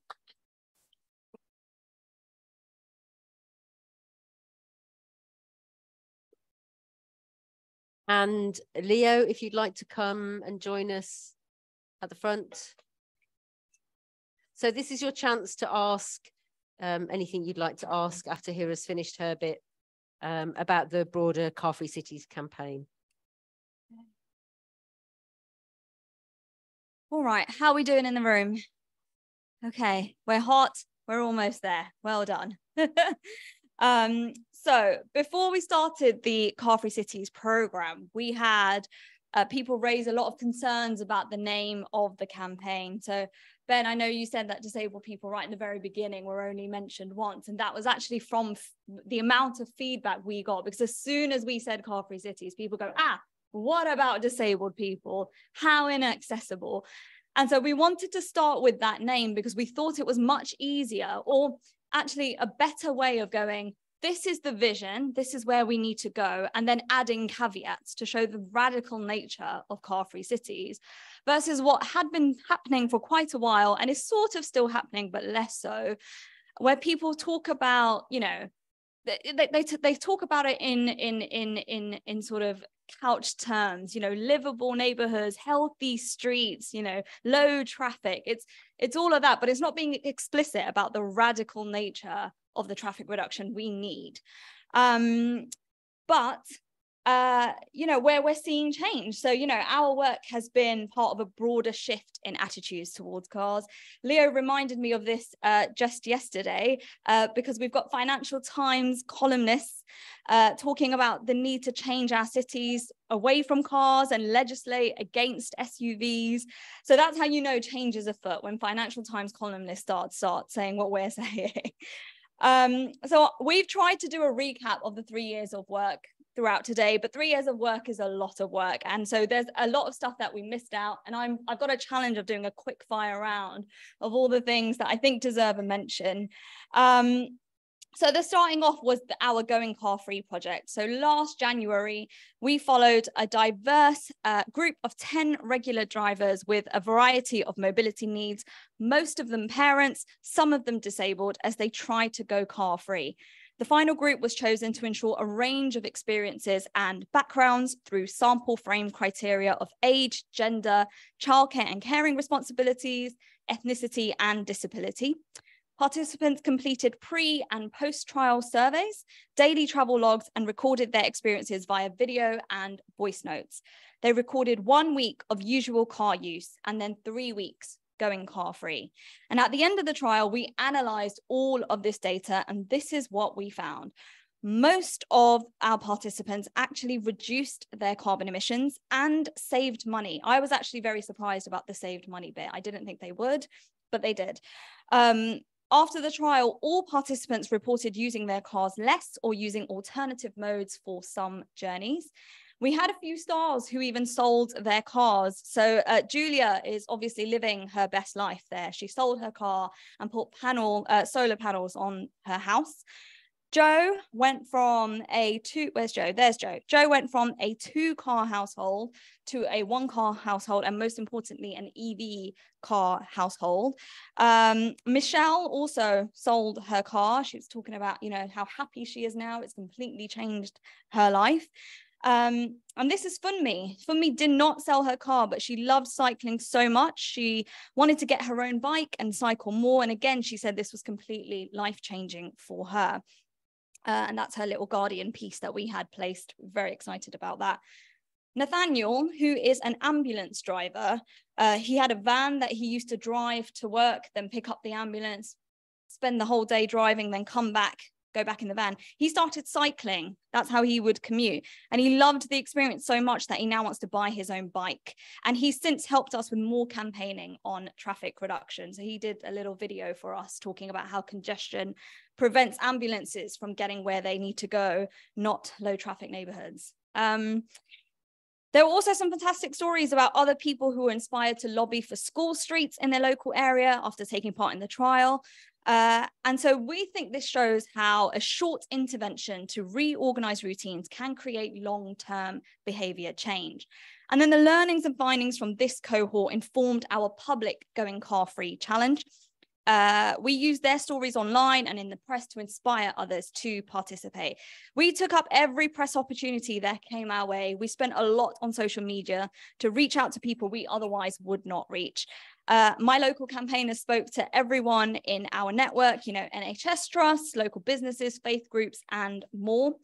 And people signed up to get an email journey, incentives, special offers, and there was a prize draw, and the top prize being a Brompton bike. So at the end of the trial, we sent a survey to all participants, and it asked a lot, you know, how did you find it? How do you normally use your car, etc., etc. Now, obviously, asking most drivers to give up driving for a month is a fundamentally bigger ask than asking them to, you know, go to not drink in January, or, you know, give up meat one day a week or something like that. So I'm really proud that we had 966 drivers, to be exact, almost 1,000 drivers in our Going Car Free month, all across England and beyond. And this was actually surprising. It was beyond the 4 cities we normally work in. So this is kind of like a heat map of all the people who signed up to Going Car Free. And 98% of people who completed the post-challenge survey said they're planning on reducing their car use for good. So, you know, it wasn't just a one-off. They said that this helped them to do it for a long term. We received over 40 pieces of press. You know, it was a great hit. So one of the projects that I'm really, really proud of that we ran. Okay. Oh, that took too long. Okay, school streets. One of the smallest initiatives that councils can do is introduce school streets, which close the road to motor traffic at school opening and closing times. Children's lungs are tiny. They're the most vulnerable road users we have. And we know that far too many people are making relatively short car trips to chauffeur their kids to and from school. So we did some research with Mums for Lungs that found over 50% of England's schools could be eligible for school streets. And that's something that we think all councils should actually just get on with. You know, every school that's eligible for a school street should have one by the end of this term. And it's popular right across the political spectrum, probably because it is such a restricted measure. But if you're looking for somewhere to start, this is a really good one to do. So going from the smaller interventions to the much larger ones, back in 2021, we were one of the key people advocating for the implementation of Birmingham's Clean Air Zone, fighting back against the narrative that it targets the poorest households. And since we've become one of the most prominent voices supporting the ULEZ expansion in London. Now, if you cast your mind back to summer 2022, this definitely was not a done deal. You know, our tool helped 4,500 people submit a positive response to the ULEZ consultation, which allowed Sadiq Khan to announce the expansion. And we've been very vocal about the media, about the necessity for the ULEZ expansion, you know, based on public health and climate. So we know this has national and international significance. Political leaders who've been told to implement clean air zones in cities are waiting to see what will happen here. With the judicial review, but this is tangible change, and it's a win we can claim. So car-centric cities have been the norm for so long, almost everywhere. At the very top of the event, Leo mentioned the Goodwin curve and how we looked at traffic reduction case studies from all around the world, and we found this pattern in all of them, you know, and you can read this report online. It's called Car Free Stories, and that's where we've collated all of those case studies.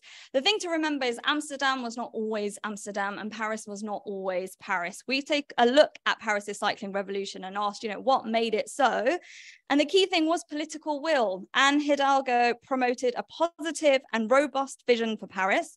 She took a stand for the health of the people and the planet, and she just went for it. You know, the funding came after, the delivery and implementation came after. She decided to take a stand. So we need that political will to come first. And, you know, this is going back to what Leo was talking about. It's the kind of key message we want to drill in, is that the big pattern is it's always the same. Initial fears about potentially negative impacts from traffic reduction prove unfounded. But once in place and the benefits have been experienced, people don't want to go back. And the big lesson there is courage. So we need leaders who practice good communication, are courageous, tenacious, and see things through. And then we've got our How to Talk About Car-Free Cities messaging guide, which you can find online. And that's to help inspire people to feel excited about car-free futures and empowered to support them. So that was, you know, a whirlwind of what we did and everything that I couldn't cover in the day. What's coming up? Well, Car-Free Cities has come to an end, but Carolyn will be continuing to lead our parklets project. We're aiming to have a parklet permit process across the whole of London. That's the aim of the parklets work to come. We've got Hot Wheels.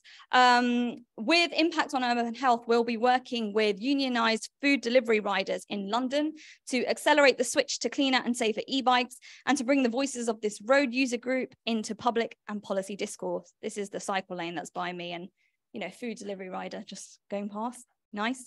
Clean cars for carers. So we'll be working with partners to research the EV finance market today to find the barriers to carers accessing EV financing. And then we'll be running surveys and focus groups with rural care workers, paying them to participate and assessing their current attitudes towards an experience of EVs. And then we'll follow a rural care worker as they go about their day and try and get them to go through the process of applying for financing for an EV and see how hard or easy it is. And then off the back of that, we'll be lobbying those in power and making recommendations. And then finally, I spoke about going car-free before. We will be running going car-free again in Oxford. So we know that Oxford is trying to take the traffic reduction agenda seriously with its recent plans to install 6 new modal filters. But since then, staff and councillors have received high levels of abuse, and the city saw a large protest that turned it into the centre of a global climate conspiracy for a while. But we need to put out the positive stories of people making the change, which we believe is possible with the right kind of support. So going car-free is designed to test that theory. Is it possible to go car-free in Oxford? And if so, let's show people how. And if not, then what needs to change? So keep your eyes peeled on that one. We were going to do Q&A, but I don't think we've got time for Q&A. But people in the room, you can hang about, and we'll be hanging about, and you can ask us questions. You can Q&A the online questions, and then obviously people in the room. I'm just going to refresh. We've got 2 minutes. I'm the timekeeper still when I'm talking. So it looks as if people watching at home have also run out of steam. I think so. Sounds there about aren't right. really. I don't think that. No, there's no. If there's any burning questions people have got, they can, of course, also, follow up with us by email, and we can get back to them. That's fine. Yeah. So we will email everyone here a bunch of resources to help make the future, safer, cleaner, greener. That's what we're all here for. And yeah, I'm going to bring the event to a close with a special thank you to our speakers, a huge thank you to our partners for helping us put the event together, and also massive thank you to the Possible team. So this is actually the final output of the Car-Free Cities project. Rob Breyer, right in the back there, used to be our Car-Free Bristol campaigner. He's now moved on to aviation, but he's helping us out for the day. Akwesi here has been our transport planner. He's now moving on to a new job in Ealing. Anzir Boudou was online. He was the co-author of the Nobody Left Behind report, but Anzir helped us with so much, as well as some of the parklets research and sort of things like that. Carolyn has been an amazing star. She's kind of almost single-handedly put this whole event together in the space of maybe like 8 weeks or something. So massive shout out to Carolyn. And of course, huge thanks to Leo. I mean, this was his baby. This was his brainchild here. And 3 years later, here we are. It's very, very gratifying. And of course, thank you to everyone here. It's been a long day, but I hope it's been really, really useful. So thank you so much for your support and your encouragement. Please sign up to our mailing list. Shout out comms team. And speaking of comms team, Michelle in the back has been live tweeting the whole thing and just doing her thing. So thank you so much, Michelle. Before everyone goes, that is the link. Please take 5 minutes now to go to that link. Pull out your phones. We've got Wi-Fi. It's great Wi-Fi here. And take a few minutes to fill out that survey. But that's it. Thank you so much. Have a fantastic morning, afternoon, and evening. Just one small thing to add. Everybody who's here today, do take a pack home of all the stuff that we've printed out. And just to say that those people who are attending online, who missed out on things like our nice little postcards that we've got of our SUV bike hanger. If you're a local campaigner or councillor and you would like some of these different postcards that we've got of our car-free visions, drop us a line and we can send some out to you in the post. Yeah, thank you so much for joining us today online and in person. And thank you very much to Worldly Wise, who've been managing the whole AV side of things and the Zoom. Thank you. That's us done. That's a wrap.